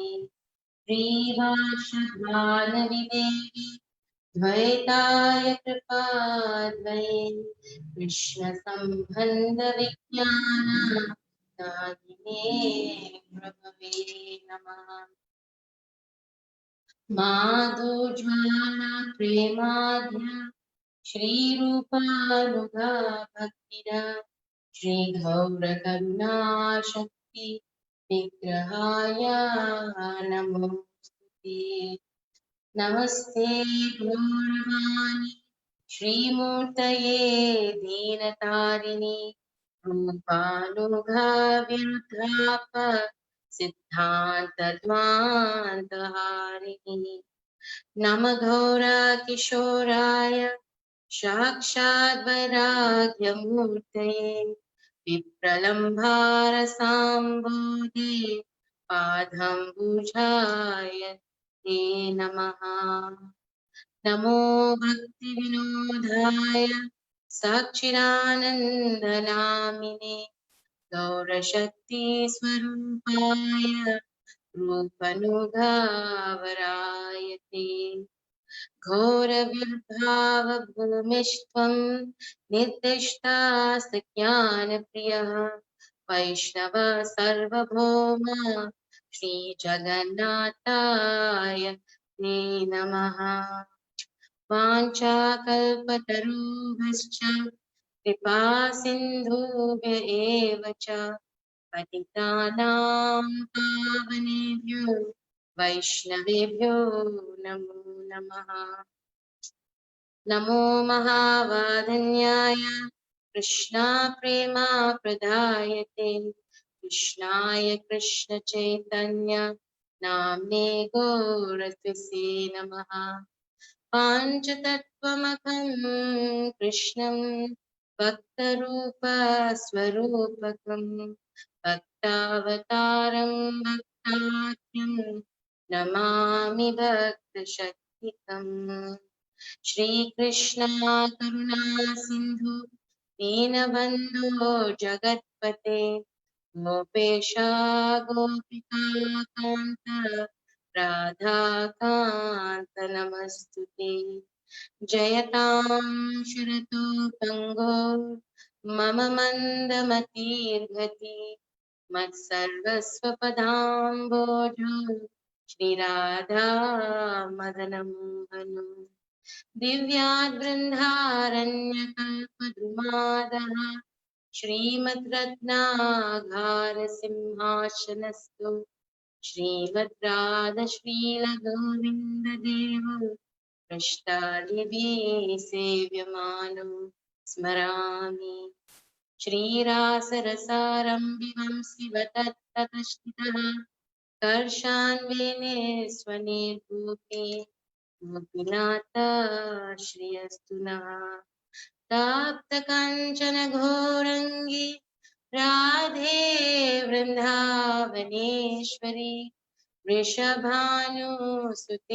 देवी प्रणमामि हरिप्रिये जय श्री कृष्ण चैतन्य प्रभु नित्यानंद श्री अद्वैता गदाधर शिवासादि गौर भक्तवृंद हरे कृष्णा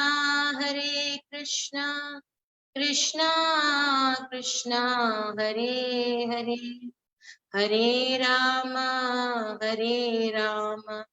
राम राम हरे हरे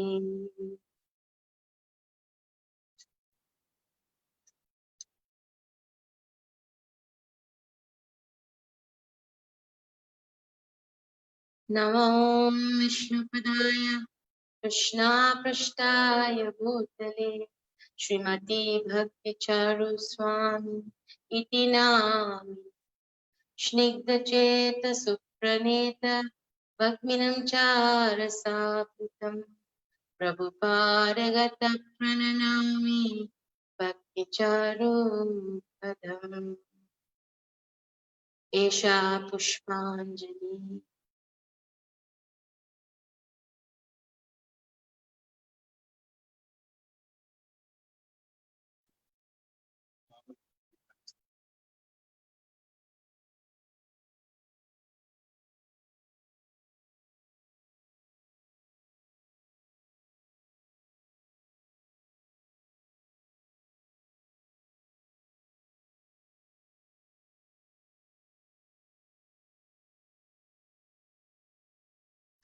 नमो विष्णुपदाय कृष्णा पृष्ठाय भूतले श्रीमती भक्ति चारु स्वामी इति नामिने स्निग्धचेत सुप्रणेत भक्मिनं चारसाकृतं प्रभुपारगत प्रणनामि भक्ति चारु पदम् एषा पुष्पाञ्जलि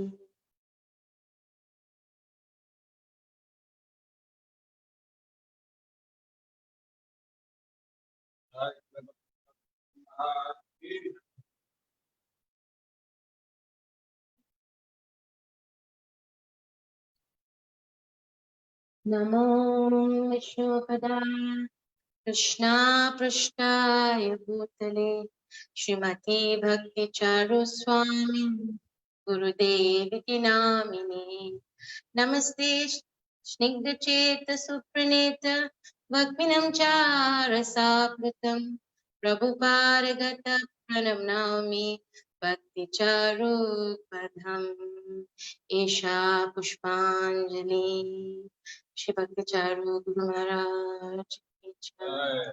हरे Krishna Krishna Krishna Hare Hare Hare Ram Ram Ram Hare Hare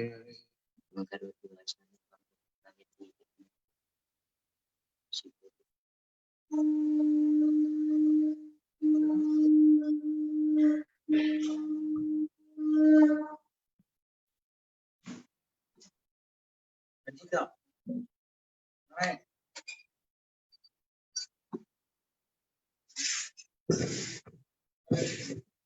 Jaya Vaishnava Thakur, Jaya Vaishnava Thakur, Vaishnava Thakur, Jaya Vaishnava Thakur.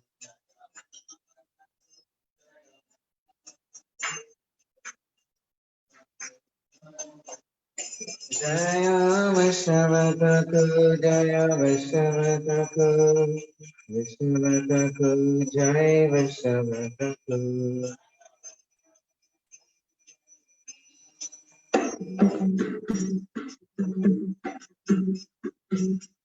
Jai Prabhupada, Jai Prabhupada, Prabhupada, Jai Prabhupada.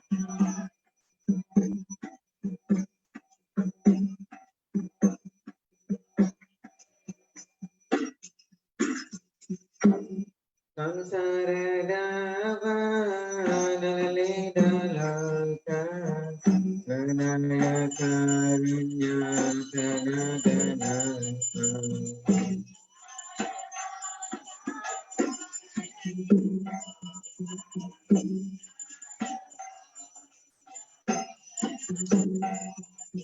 Samsara Dava, Nalita Lanka, Pranaya Karinya, Pranadana.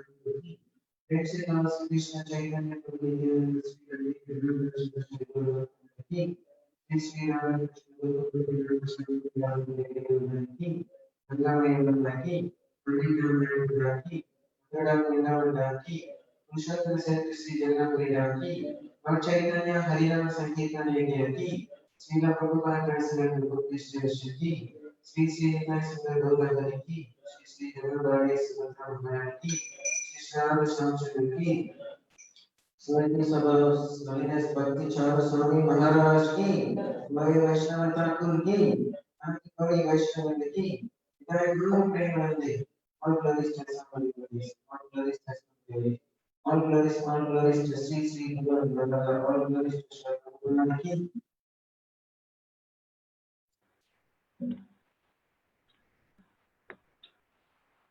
Hare Krishna. Srila Prabhupada ki jai, His Holiness Bhakti Charu Swami Guru Maharaj ki jai, ISKCON Guru Vrindi ki jai. So thank you very much once again on behalf of Sri Jagannath Mandir Management Council. So we thank all the devotees for joining us this very great special Smirti Sabha for His Holiness Bhakti Charu Swami Guru Maharaj. Vanchakalpa Tarubhyascha Kripa Sindhivevacha Patitanam Pavanibhyo Vaishnavibhyo Namo Namaha. Thank you. Thank you, Kripa Sundar Prabhu and your team for organizing this and giving us an opportunity to remember His Holiness Bhakti Charu Maharaj. Thank you for the arrangement. Hare Krishna. Thank you for joining us. Hare Krishna.